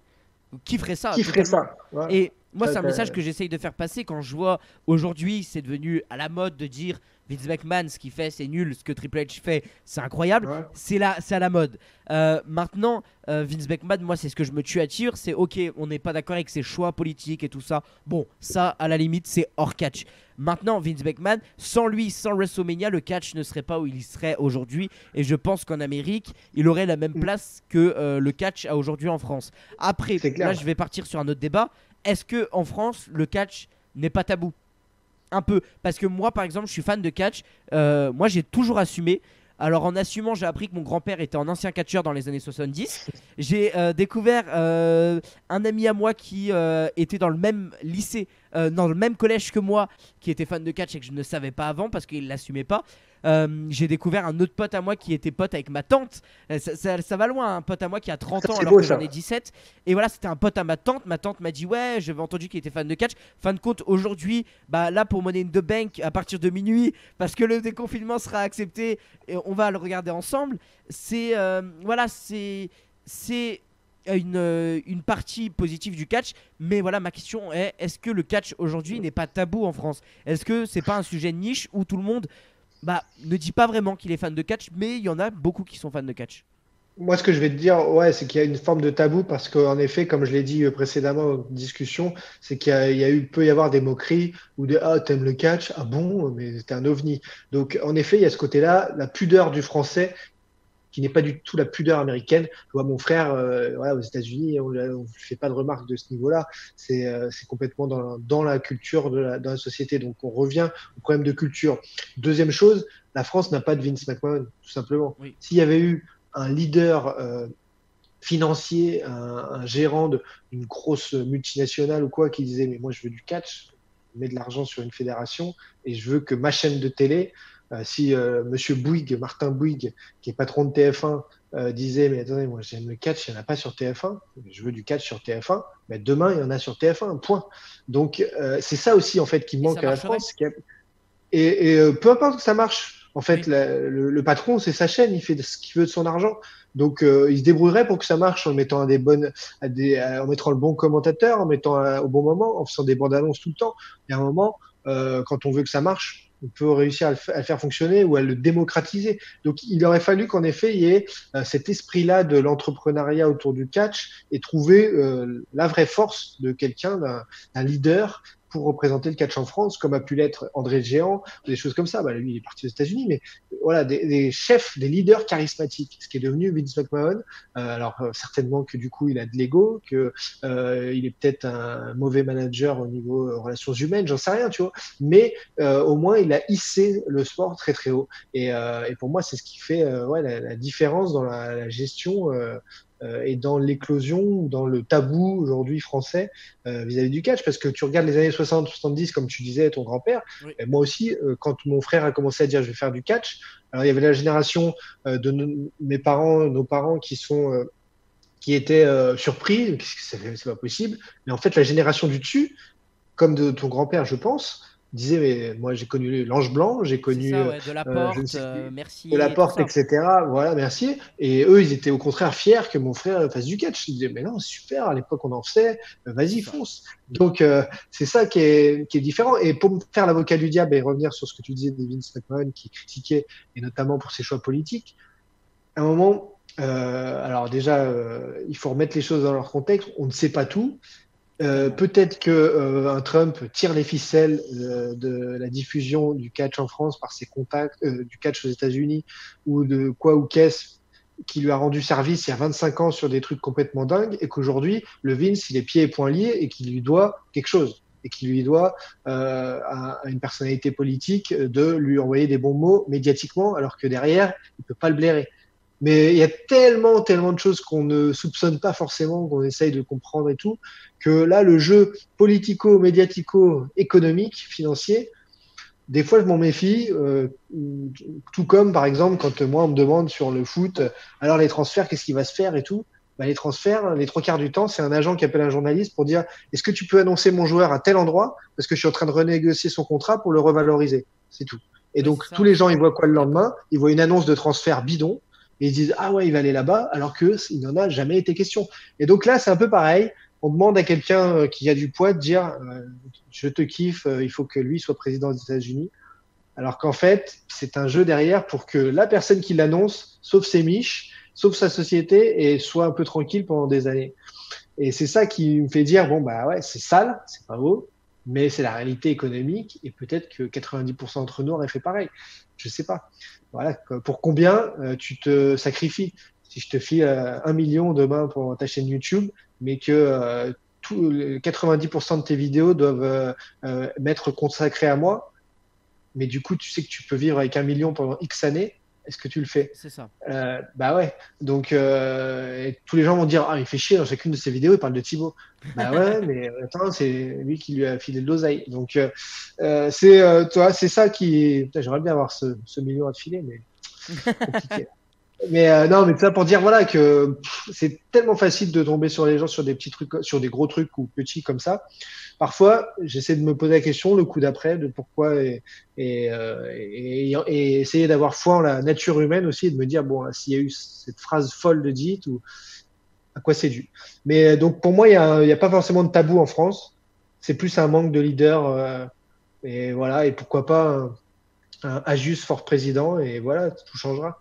Un Tom Larouffard en ministre des Sports et là tout d'un coup le catch en France et en prime le dimanche soir sur Canal. Oui, non, mais voilà, c'est plein de circonstances qui fait que le catch aujourd'hui est vu comme ça en France. Après, moi, voilà, je te rejoins sur beaucoup de points où je me tue à dire que la douleuse se fait critiquer gratuitement. C'est pas pour toujours défendre la douleuse que je le fais très souvent, mais c'est critiqué à tort et à travers. Et les news, les reports disent que Vince McMahon gère la totalité de la fédération, sauf que les actionnaires sont derrière. Le nombre d'actionnaires chez WWE est incroyable. Et comme j'ai parlé pour les licenciements, personne n'est comptable. Personne n'est comptable pour dire oh bah là ils n'avaient pas à faire le choix là, pourquoi ils n'ont pas viré tel et tel catcheur à la place de tel et tel Ouais. catcheur. On n'est pas dans les papiers, on n'est pas pareil. Il y a eu des reports comme quoi, par exemple, je crois que c'est Heath Slater qui aurait demandé à être envoyé. Et tout le monde a dit waouh, ils ont renvoyé Heath Slater. Sauf que pareil, on ne sait pas si c'est lui qui a demandé à être libéré. Ouais. On Si a ça eu a pas tellement de sauvé, reports différents. ça se trouve, il s'est proposé parce qu'on ne soupçonne pas de autre chose, de blessures, de maladies, de que sais-je. Et du coup, il savait aussi que ça sauvait un ami à lui. On n'en sait rien sur ces trucs-là. En effet, la compta, tu as tout à fait raison. Peut-être qu'il y a que faire ça, ça a permis vraiment de sauver les meubles de plein d'autres choses. Donc finalement, c'est une très bonne action de leur part. Donc ça, on ne saura pas. Et faut avoir foi en cette gestion qui est la leur. Et tout simplement bah, se dire que là-dessus, oui, c'est bien d'en parler ou de critiquer, d'en discuter. Il faut toujours avoir la curiosité de critiquer les choses et de se remettre en question. Maintenant, quand on n'a pas les réponses, là, on n'a pas les réponses. Hein. Ou alors, il faut monter sa fédé et gérer soi-même. Hein. C'est ça. C'est toujours plus facile. Hein. Et après, là, je fais un coucou à Dark Knight qui était sur le chat de cette semaine du Rebu Hebdo, donc le Rebu Hebdo avant Money in the Bank. Et on a eu un débat, je ne sais plus sur quoi exactement, sur le fait que je défendais WWE sur un truc et il n'était pas d'accord avec moi. Et voilà, il m'a dit un commentaire où il m'a dit prends-le pas mal. Mais comme j'ai dit, on est là pour débattre avec respect et en aucun cas, moi, un commentaire, le temps qu'il est construit, et même si on n'a pas le même avis, et ça, c'est un truc que je trouve bête sur Twitter, parce que tu ne peux plus sur Twitter avoir un avis différent sans passer par les insultes, par et voilà, c'est ridicule. C'est le problème de l'écrit. C'est le problème de vrai. l'écrit, c'est que Totalement.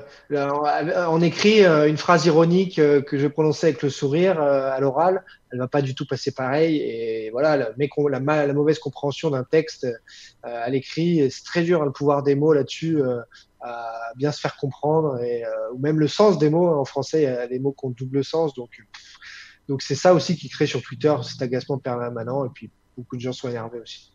C'est ça, oui, non, mais voilà, c'est. Et pareil, Twitter, c'est l'endroit où on peut tout dire et rien dire. Et voilà, présomption d'innocence, par exemple, sur Twitter, ça n'existe pas. C'est. Voilà. Non, mais voilà, là, on peut partir sur un autre débat qui est complètement. Voilà, mais voilà, moi, je défends souvent VVE et bah, il y a des gens sur la chaîne, moi, j'y tiens. Voilà, on sait débattre, on sait ne pas être d'accord sur plein de choses. Et il y a plein de choses où, donc, Cody, celui qui gère avec moi, les rebuts du catch, on n'est pas d'accord. Mais voilà, on sait débattre et c'est bien pour ça que je suis arrivé sur la chaîne. Et que voilà, on peut avoir ce genre d'interview où moi et Thibaut sont pas forcément d'accord et on arrive quand même à discuter positivement. Moi, j'adore les gens qui sont pas d'accord. J'adore les gens qui sont pas d'accord parce que ça fait avancer la discussion, ça te éclaire aussi. Le lendemain, tu te réveilles en disant ah, peut-être que là-dessus quand même il avait raison. Et donc continuer de pas être d'accord, continuer de débattre, c'est ça la vie aussi, c'est ça qui est cool et c'est ça les émotions aussi de la discussion. Donc voilà, c'est kiffant. Et quand tu m'as proposé de discuter cas, j'ai dit ouais ok, on va s'amuser, on va discuter ensemble et on va voir sur quoi on est d'accord. Il y a des vieux trucs qui vont me servir aussi de mon expérience pour te les ressortir et toi des connaissances plus récentes à partager. Et c'est ce qui se passe là et c'est vraiment la vraie réalité du truc et c'est ce qu'il faut faire. Totalement, je te rejoins totalement sur ce que tu as dit. C'est un message de catch et amour, comme on dit dans la communauté catch français, catch et amour. Donc voilà. On va passer aux questions des abonnés. Il y en a quelques-uns qui nous ont posé des questions. On en a une question que j'ai généralisée sur Facebook et quelques questions sur Twitter. Sur Twitter, on a d'abord Mika, que je lui fais un gros coucou, qui est toujours là pour les vidéos des rebuts. Alors, il a marqué depuis combien de temps tu regardes le catch et c'est qui t'a donné envie? C'est qui ou quoi qui t'a donné envie de le suivre? Alors, je pense que c'est ton frère. Et depuis combien de temps? Je te laisse répondre. Il a commencé à regarder petit, il a 2 ans de plus que moi, il a commencé à regarder petit vers peut-être 7-8 ans, et moi, donc j'avais 5-6 ans. Donc je me suis posé à côté sur des canapés et je regardais du catch sur Canal avec lui le mercredi après-midi.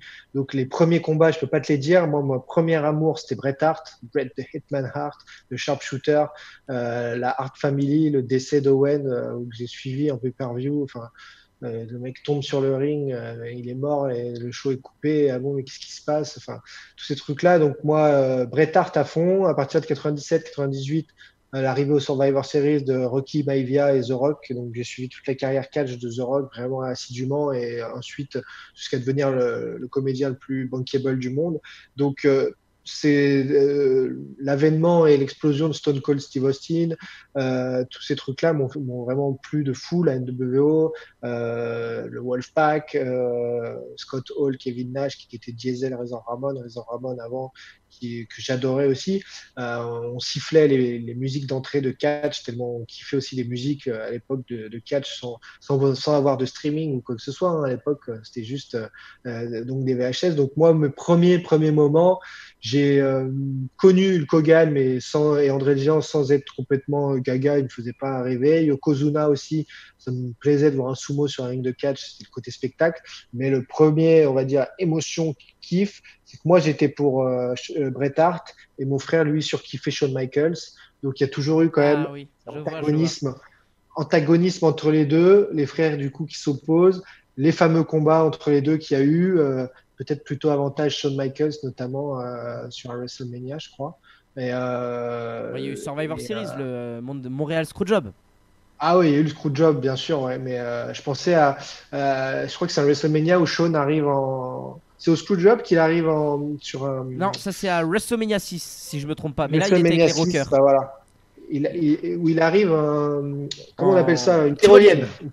Tyrolienne, ah bah j'y arrive. En tyrolienne mais c'était pas un combat contre Bret Hart à l'époque. Bref, je me perds dans mes souvenirs. Ah si, oui, c'est contre Bret Hart. Oui, c'est contre Bret Hart, my bad. Je crois, et bon, je sais plus quel show, mais bref, donc c'est ces moments-là, forcément ça fait 25 piges, donc je les ai moins en tête, mais qui m'ont complètement plu, fasciné et donné envie de poursuivre ça, de continuer à regarder, quoi. Voilà. Alors, moi, je vais te poser une petite question encore personnelle là, qui est un petit kiff que j'adore. C'est Dark Side of the Ring. Alors, je sais pas si tu connais. C'est des documentaires sur des faits divers. Par exemple, la première saison, il y avait eu sur Men's Man, il y avait eu sur le Montréal Screwjob. C'est en fait des documentaires créés par Vice, que tu connais sûrement. Ils ont créé Dark Side of the Ring.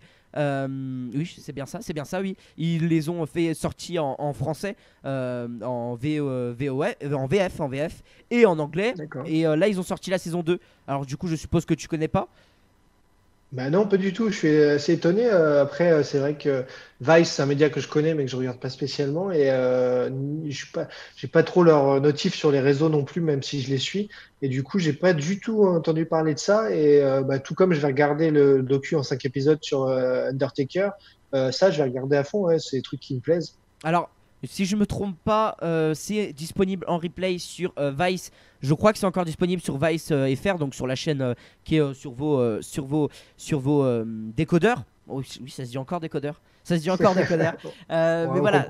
La dernière fois que j'ai regardé, les épisodes étaient là. Voilà, il y a un épisode sur Men's Man. Et en plus, ils sont en VF. Donc, c'est vraiment des documentaires hyper intéressants en VF qui sont sortis en septembre dernier. Et là, il y a eu la 2e saison où il parle de Chris Benoit, où il parle du décès de Owen Hart. Et donc, c'est la semaine prochaine, le décès de Owen Hart. Là, c'est en anglais pour le coup. Mais c'est la semaine prochaine. Et par exemple, il y a la femme, la Hart Dynasty, qui est gérée par la femme d'Owen Hart, qui a déclaré qu'il y aurait des images exclusives lors de ce reportage. Donc c'est vraiment des gros reportages et je vous invite vraiment tous à regarder ces reportages qui sont hyper intéressants. Moi j'attends que la saison 2 sort en français, parce qu'en anglais pour l'instant je suis pas le Ah, meilleur. faut que tu progresses là, faut que tu Il progresses là, faut, il parce que faut, parce que l'anglais c'est... La VO, y a rien de tel hein, quand même. Ouais, oui, bah oui, là je dois attendre septembre pour avoir la VF. S'ils la sortent en VF, j'espère, parce que j'ai vu les quelques premières minutes du reportage sur Chris Benoit et c'est magnifique. Voilà, c'est vraiment des documentaires à voir, donc je vous invite tous. C'est pour aplatir votre culture catch, c'est hyper passionnant et moi j'en ai appris beaucoup de choses. On a toujours une question de Mika. Bon, t'en as vite fait répondu tout à l'heure. Il nous a marqué: qu'est-ce que tu penses du catch en France et Belgique? Donc, je pense de l'évolution du catch, comme on en a parlé tout à l'heure. Trouves-tu qu'il a évolué en bien ou pas encore assez pour les gens qui s'y intéressent? Non, après, en effet, on y a déjà pas mal répondu, on a pas mal discuté de ça, mais moi, je trouve que ça bien que ça se professionnalise. Je trouve ça bien que grâce au réseau et grâce aux diffusions, grâce au streaming facile désormais, on puisse diffuser ça à une majorité, une large majorité, à beaucoup plus de gens, tout ça pour dire ça, parce que grâce aux outils actuels, on peut scénariser mieux, on peut faire des choses beaucoup plus efficaces en termes de communication. Et catch, c'est aussi de la communication, c'est aussi du show. Il faut mêler les deux, il n'y a pas que l'acte sportif. Donc, non, moi je vois ça d'un bon oeil. Et je pense que même si le confinement est cette année pourrie en 2020 met un frein au déplacement, met un frein à tous ces échanges-là, et au catch entre parenthèses aussi, et ben non, non, tout est dans le positif, mais voilà, après en mettant le bémol du fait que je connais pas les dessous du catch français et belge et que je sais pas qui tire les ficelles et que je ne connais pas le Vince McMahon français, donc il n'y en a pas pour moi qui a émergé vraiment et donc voilà, mon avis n'est que le mien. Pas de problème. Une autre question de Leroy que j'ai trouvé, ces questions très pertinentes, même si pareil, on a un peu abordé le sujet, mais là tu vas pouvoir un peu plus développer. Leroy, on fait aussi un coucou qui est très souvent là sur la chaîne. Il a marqué: Thibaut, tu côtoies beaucoup, beaucoup le monde du sport en général, comme tu nous as dit tout à l'heure, le foot, le catch et tout ça. Quand on te pose ou quand tu oses dire que tu es fan de catch, quelles sont les réactions suite à ça? Alors, Leroy, il y a deux types de réactions. C'est ah bon? Ah bon? T'aimes le catch? Mais comment ça se fait? Ou donc là, j'explique, bah, c'est simple, depuis tout petit, qui n'aime pas le catch? Hulk Hogan, Undertaker, tu connais pas, c'est de sortir des noms hyper mainstream et tout de suite, ah si, ouais, je crois que je vois. Et sinon, tu as ah bon, mais t'aimes le catch? Mais c'est faux le catch. Et là, tu réponds, et alors? Mais tu dis, je devrais même pas te dire et alors, puisque en fait, c'est pas faux. C'est du divertissement sportif.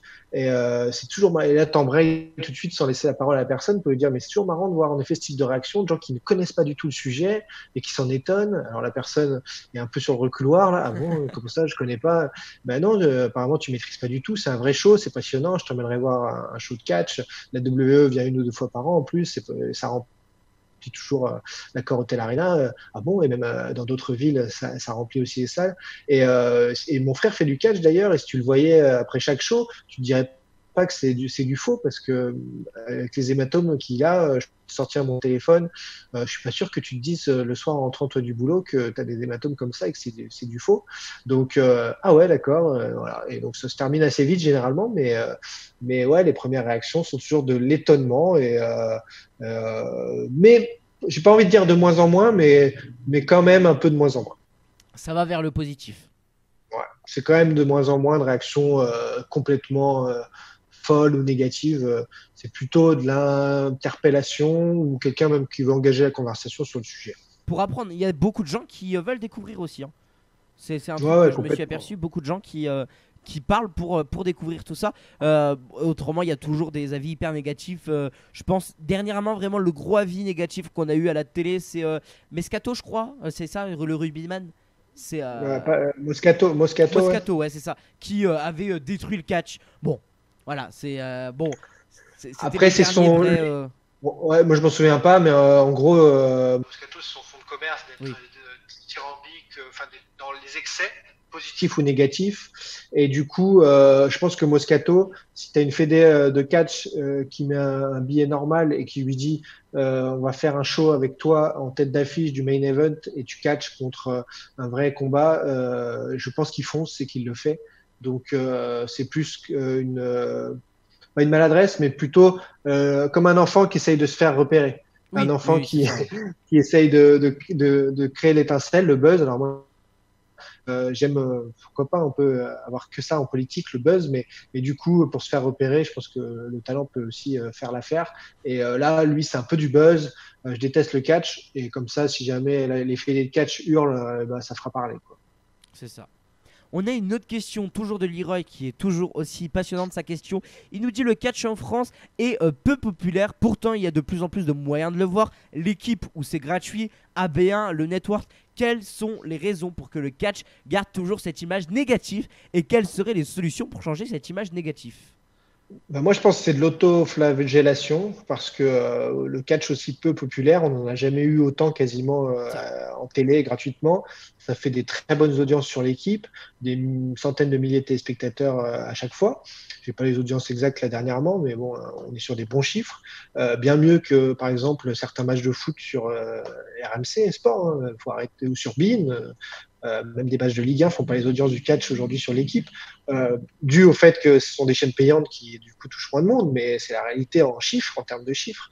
Donc aujourd'hui, dire que le catch est peu populaire, c'est de l'autoflagellation parce que c'est ces fans de catch qui se sentent mal aimés et ils ont peut-être raison, il y a des raisons à ça, mais ce que je veux dire par là, c'est qu'il y a pourtant pas forcément de légitimité, au contraire, il faut être fier d'être fan de catch, faut en parler, faut le diffuser et il faut arrêter de se dire ça. C'est comme les fans de NBA ont connu ça exactement pareil. Moi qui kiffe la NBA, qui suis la NBA, c'est le même processus. Et c'est pour ça que, comme le catch, la NBA cartonne sur Internet, sur YouTube, quand on en parle, parce que c'est des communautés qui ont été un peu sous-évaluées, qui on a dit, mais non, mais ton sport, c'est un sous-sport, alors que pas du tout. Tout ça parce qu'il y a quelques quadras, quinquas, sexagénaires qui ont le pouvoir et aiment pas ces sports-là. Et du coup, disent, non, c'est pas le sport qui intéresse les gens. Alors que le basket, par exemple, c'est le deuxième ou troisième sport avec le plus de licenciés en France, devant le rugby, je crois. Donc tu te dis, mais c'est du délire. Et en France, pour autant, on continue à dire que le rugby, c'est vraiment le deuxième sport en France, etc. Ou pas du tout. Et donc là, tu as vraiment un changement de génération, un, et deux, je crois que c'est pas la réalité. Il faut arrêter de dire que le catch n'est pas populaire. Je crois vraiment que le catch est très populaire. Et après, pour moi, j'y reviens, il y a un manque de communication des instances du catch, une capacité à avoir un Vince McMahon leader. Si vous voulez faire une comparaison au foot, un Jean-Michel Aulas, très très fort dans son domaine, qui a monté son empire. Ben, en France, on n'a pas ça dans le catch. Et donc, si tu crées un truc comme ça, une entreprise un entrepreneur qui est capable de faire le lead là-dedans, médiatiquement et financièrement, là, tu changes la donne. Mais de là à dire que c'est pas populaire, ça, j'y crois pas. Enzo, toi, tu fais des centaines de kilomètres juste pour aller voir un show à Nanterre. Et C'est ben, vrai. c'est ça la passion. Et c'est pas tous les supporters, même de foot, qui feraient ça. Donc, toi, tu le fais. Il y en a plein qui le font comme toi. Quand je vais à Bercy à chaque fois, enfin, à l'Accor Hôtel, chaque année, voir C'est le show dingue, de la c'est ouais. BE, je vois toujours plein de gens qui me parlent, qui me machin et tout. C'est voilà, c'est des passionnés. Donc, je suis pas d'accord avec ça, mais je comprends tout à fait son sentiment. Donc Ouais, ça, je l'ai eu aussi. Voilà. on s'est fait attaquer pendant de très longues années par rapport à ça. Et je pense que c'est aussi pour ça que aujourd'hui, quand le Ça catch reste. commence à revenir un peu populaire, on a toujours l'impression que c'est un peu bas. Mais moi, de plus en plus, ça m'arrive des membres de ma famille qui m'envoient un mess qui font oh, il y a le catch sur la 21. Moi, ça me fait Ouais, délirer. Et ça veut dire qu'ils zappent et ils voient et ils restent. Et c'est superbe. C'est ouais. super. Ouais, et pour autant, quand il y a le match le dimanche soir de foot sur Canal, c'est très connu. Et donc, il y en a aussi qui s'envoient des messages, ah, t'as mis le match, etc. Et donc, je fais une digression, c'est pas comparable. En effet, il y a des millions de gens qui suivent le foot, mais peu importe. Mais tout ça pour dire que bah, il y a un bouche à oreille qui se fait avec le catch de la même façon. Voilà, c'est les gens, les voisins, ils t'appellent, les amis, ils t'envoient un message. Et et de moins en moins, ce sera surprenant pour la nouvelle génération. C'est une logique. Il y a eu des hauts et des bas du catch en France, mais aujourd'hui, avec la mondialisation et tout, le catch il est quand même installé dans la connaissance française. Et je pense que c'est quand même, bah là, on vire les générations au-dessus. Et si tu prends allez, les moins de 45, le catch pose pas question. Ça fait partie du truc, ça existe. Et c'est pas choquant de le voir à la télé, c'est pas étonnant, c'est pas un sport spécialement mineur. C'est comme d'autres. Le tennis, les Français ils regardent 15 jours en mai-juin parce qu'il y a Roland Garros. Le reste du temps, tu as une niche de gens aussi qui regardent tout le temps. Le catch, c'est pareil. Mais il faut aussi des diffusions télé pour amener ces gens massivement devant la télé. Mais voilà, le catch, là, aujourd'hui, tu as quand même toutes les semaines, plusieurs fois en France. C'est pas tous les sports qui ont ça, quoi. Pas du tout, même. En gratuit, ça n'existe pas. Il y a Même le foot, WrestleMania qui est diffusé tous les dimanches. Et non, alors en ce normalement, moment, si mon ouais. calcul est bon, demain, parce que pour vous, demain, c'est WrestleMania 29 qui est diffusé sur l'équipe 21 à 20h, je crois. Donc voilà, n'hésitez pas. Et pareil, on a une série de 5, 6, 7 Mania vont être diffusés comme ça tous les dimanches. C'est super, il faut en profiter et ça marche Super, très très bien. excellente initiative. Et ça fait partie. En effet, il n'y a pas forcément non plus, tu vois, pour des gens comme moi, le besoin impérial de diffuser le dernier NXT. Si on me met un super show d'il y a quelques années, je peux aussi rester 2 heures devant. Donc, Effectivement. voilà. On a Dark Knight qui, pareil, voilà, on reste dans le même thème et je pense du coup que tu y as déjà répondu. Dark Knight qui nous marquait de quelle manière pense-t-il, donc en parlant de toi, que le catch pourrait être pris au sérieux dans les médias. Mais du coup, on retourne toujours au même truc, je pense, la Ouais, c'est communication. l'évolution, ouais, la communication, l'évolution des mentalités. En effet, certains, on va dire, personnages clés. Mais du coup, quand tu vas parler de Pierre Ménès, je suis content que lui, il apprécie le catch parce que ça peut être une voix du catch de plus. Donc, certaines personnalités qui aident à ça. Que ça continue sur YouTube de vivre extrêmement bien. Voilà, que tes vidéos, elles marchent, que mon interview de Sheamus, ça marche aussi. Et que du coup, tout ça grandisse, que les shows sur l'équipe 21 ne perdent pas du tout en audience, au contraire que ça grimpe. Et ça montrera que tout le monde est à fond derrière la même chose et à vouloir du catch de plus en plus pour pousser le truc. Voilà, il faut aussi être solidaire de tout cet univers parce que si tu te mets plus à regarder, ben les chaînes pourront plus diffuser et après tu n'auras que tes yeux pour pleurer aussi. Mais voilà, il faut savoir aussi ce qu'on veut. Mais voilà, non, les solutions, après, oui, c'est un écosystème qui doit se mettre en place. Et pour moi, il manque juste, peut-être pour la France, un leader. Effectivement. Allez, et dernière question que j'ai généralisée sur Facebook. J'avais eu deux questions où ça me parlait de C8. Du coup, j'ai décidé de remettre la question en une seule question. Voilà comment je l'ai tournée. As-tu déjà entendu parler de diffusion de catch sur C8 ou ou penses-tu que ça pourrait intéresser C8? Est-ce que c'est quelque chose qui pourrait intéresser C8? Et vu que du coup tu es à c'est que de la télé, c'est ça? Présenté par Valérie Benaïm, Allez. juste avant Touche pas à mon poste, c'est ça? C'est exact, c'est bien ça. Ouais. Et du coup, voilà, est-ce que t'en as déjà entendu? Est-ce que c'est quelque chose qui pourrait intéresser les grosses chaînes comme C8? Alors, intéressé, moi, je pense carrément. C'est des trucs qui peuvent vraiment les intéresser. Toutes les questions de tarifs, de ratio téléspectateurs potentiels tarifs, économie des chaînes. Aujourd'hui, C8, c'est une chaîne dynamique, en effet, mais est-ce que au niveau de bilan comptable, tout simplement, là, je suis pas là-dedans. Est-ce qu'il y a la possibilité d'acheter des droits de télé pour avoir du catch? Parce qu'en en fait, c'est beaucoup de choses qui sont déjà pour quelque temps cooptées par la chaîne L'équipe. Donc déjà, est-ce que c'est une possibilité au présent? Je pense pas.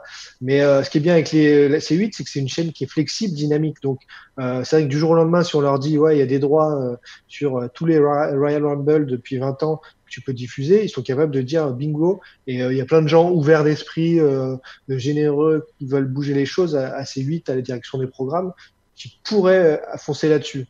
Après, les incertitudes télé, elles sont énormes, elles vont très vite, c'est que de la télé. Moi, j'en sais rien si ça reprend à la rentrée. Tu vois, c'est des trucs, Oui. on sait généralement en juin, en juillet, des choses bougent en télé de plus en plus tard. Avant, les mercatos télé se faisaient en mars, avril, mai maximum. Maintenant, c'est plutôt mai, mais plutôt juin, juillet, et même en août. Donc des changements télé, une arrivée sur C8, ce serait formidable.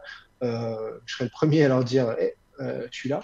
Parce que mais après, moi, je suis indépendant et tout, et si on va vendre le truc ailleurs et monter un autre truc ailleurs, j'ai pas l'exclusivité aujourd'hui avec quiconque. C'est ma liberté aussi. Si je veux aller parler de catch, je peux aussi proposer mes services à la chaîne L'équipe. Donc voilà. Mais à C8, oui, pourquoi pas. Après, il n'y a pas énormément de sport sur C8. Aujourd'hui, les voyants, je vais pas te dire, si tu me dis plutôt oui ou plutôt non, aujourd'hui, je pense plutôt non pour du Oui. catch sur C8. Et toi, c'est quelque chose qui t'intéresserait de commenter du catch? Moi, ça me ferait marrer, ouais. Ce qui est bien avec les commentateurs de catch, c'est que chacun a son rôle et que, en effet, je pourrais trouver un rôle qui me plairait. Mais c'est comme une équipe, il faut bâtir un duo ou un trio complémentaire, une équipe de foot, une équipe de basket, ce que tu veux. Et donc, moi, je pourrais en effet me plaire à avoir un rôle de commentateur de catch, à sortir mes vieux dossiers sur des vieux noms ou des choses comme ça. Après, il faudrait un élément plus complémentaire ou Chris ou des gens voilà, qui matchent bien selon mon personnage. Parce que faut pas se leurrer, en effet, le commentateur de catch a une bonne place, elle est importante pour faire vivre le show, pour transmettre de l'émotion, pour tout ce qui se passe, pour les chamailleries, même à l'époque, c'était Raymond Rougeau et Jean Brassard. Finalement, leur duo me plaisait tout autant que le show. Donc aujourd'hui, c'est un peu le cas aussi. Flo Gazan, Chris Ajus, ça marche. Ben voilà, il faut trouver les rôles et les équipes. C'est comme un tag team, hein. Des fois, ça match. Des fois, on se dit pourquoi ils ont mis cette équipe. Elle va pas ensemble et elle fera pas long fleuve. Bon, bah, là, c'est pareil. Donc, moi, oui, ça me plairait. Ça me plairait. Pas de problème, c'est là-dessus qu'on va terminer cette interview de 1h30. Merci Voilà. beaucoup. On a fait une On a longue été interview, mais bavard. c'est pas grave, ça intéresse, c'est ce qui intéresse les amis des rebuts du catch. Bon, Merci bah, tant beaucoup, mieux. ça me fait Avec énormément grand plaisir plaisir. que t'as été là, vraiment t'as accepté direct alors qu'on reste une petite chaîne. En plus t'es passé sur le Rebut Hebdo nous faire un coucou et ça nous a fait énormément plaisir. C'est toujours bien aussi de soutenir les petites chaînes, hein. Là on va vers les 1000 abonnés. On espère bientôt les atteindre avec Koji parce que voilà, on se donne à fond pour la chaîne, on essaye de vous produire voilà, des vidéos de qualité, même si j'ai que 17 ans. Voilà, on essaye de vous faire quelque chose de quali et voilà, j'essaye de vous faire des interviews aussi. Je vous avais aussi parlé de Shana, catcheuse de l'AEW, copine de Louis Napoléon quand j'avais eu Napoléon. Voilà, c'est pareil, il risque d'avoir Shana en interview. Voilà, on essaye d'avoir des gros noms aussi en interview parce que ça fait plaisir et ça fait toujours plaisir d'avoir le ressenti et l'avis de quelqu'un d'autre sur cette chaîne parce que catcheur français c'est très bien, je ne dénigre pas d'avoir des catcheurs français, surtout que j'adore le catcheur français, mais voilà, c'est aussi bien d'avoir des personnalités par exemple de la télé qui revendiquent être fan de catch, donc ça fait vraiment très très plaisir, donc merci à toi. C'est bien de t'ouvrir à d'autres horizons et tout. Moi, ça me fait plaisir de parler catch avec toi, avec vous aussi. On poursuit s'il y a d'autres questions sur les réseaux sociaux avec grand plaisir. Ceux qui aiment d'autres sports aussi, je n'ai pas malheureusement assez d'interviews de catch pour faire que ça sur ma chaîne YouTube. Mais allez voir aussi, jeter un œil. Et puis, en tout cas, c'était très sympa. Tous ces thèmes m'ont bien plu. Donc voilà, au plaisir. Continuez de travailler comme ça, d'être passionné, de foncer et de grandir avec cette chaîne. Enzo, et puis la bise aux autres et à tout le monde et à bientôt. Merci beaucoup. C'est ici qu'on se quitte pour le Rebut Talk numéro 4. Vous pouvez voir encore, vous pouvez déjà écouter cette interview sur SoundCloud, sur Deezer, sur Spotify parce qu'on est partout chez le Rebut. Peut-être bientôt sur Apple Music qu'on nous l'a demandé. Ça se trouve, on y est déjà. Vous pouvez aller faire un tour sur la boutique Les Rebuts du Catch parce que oui, on a une boutique où on a mis des graphismes, pardon. Lundi, un de moi que Nico Desplanques nous a fait qui est superbe et un pour Koji sur le deathmatch parce que Koji adore le deathmatch, donc bien sûr un logo sur le deathmatch. Vous pouvez trouver ça sur la boutique et comme vous le savez, si vous participez sur la boutique ou pour nous faire un don, c'est tout ce qui participe ensuite à financer le podcast sur Spotify, Deezer et SoundCloud. Donc je vous remercie beaucoup. Merci Thibaut, merci à vous. On se retrouve très bientôt.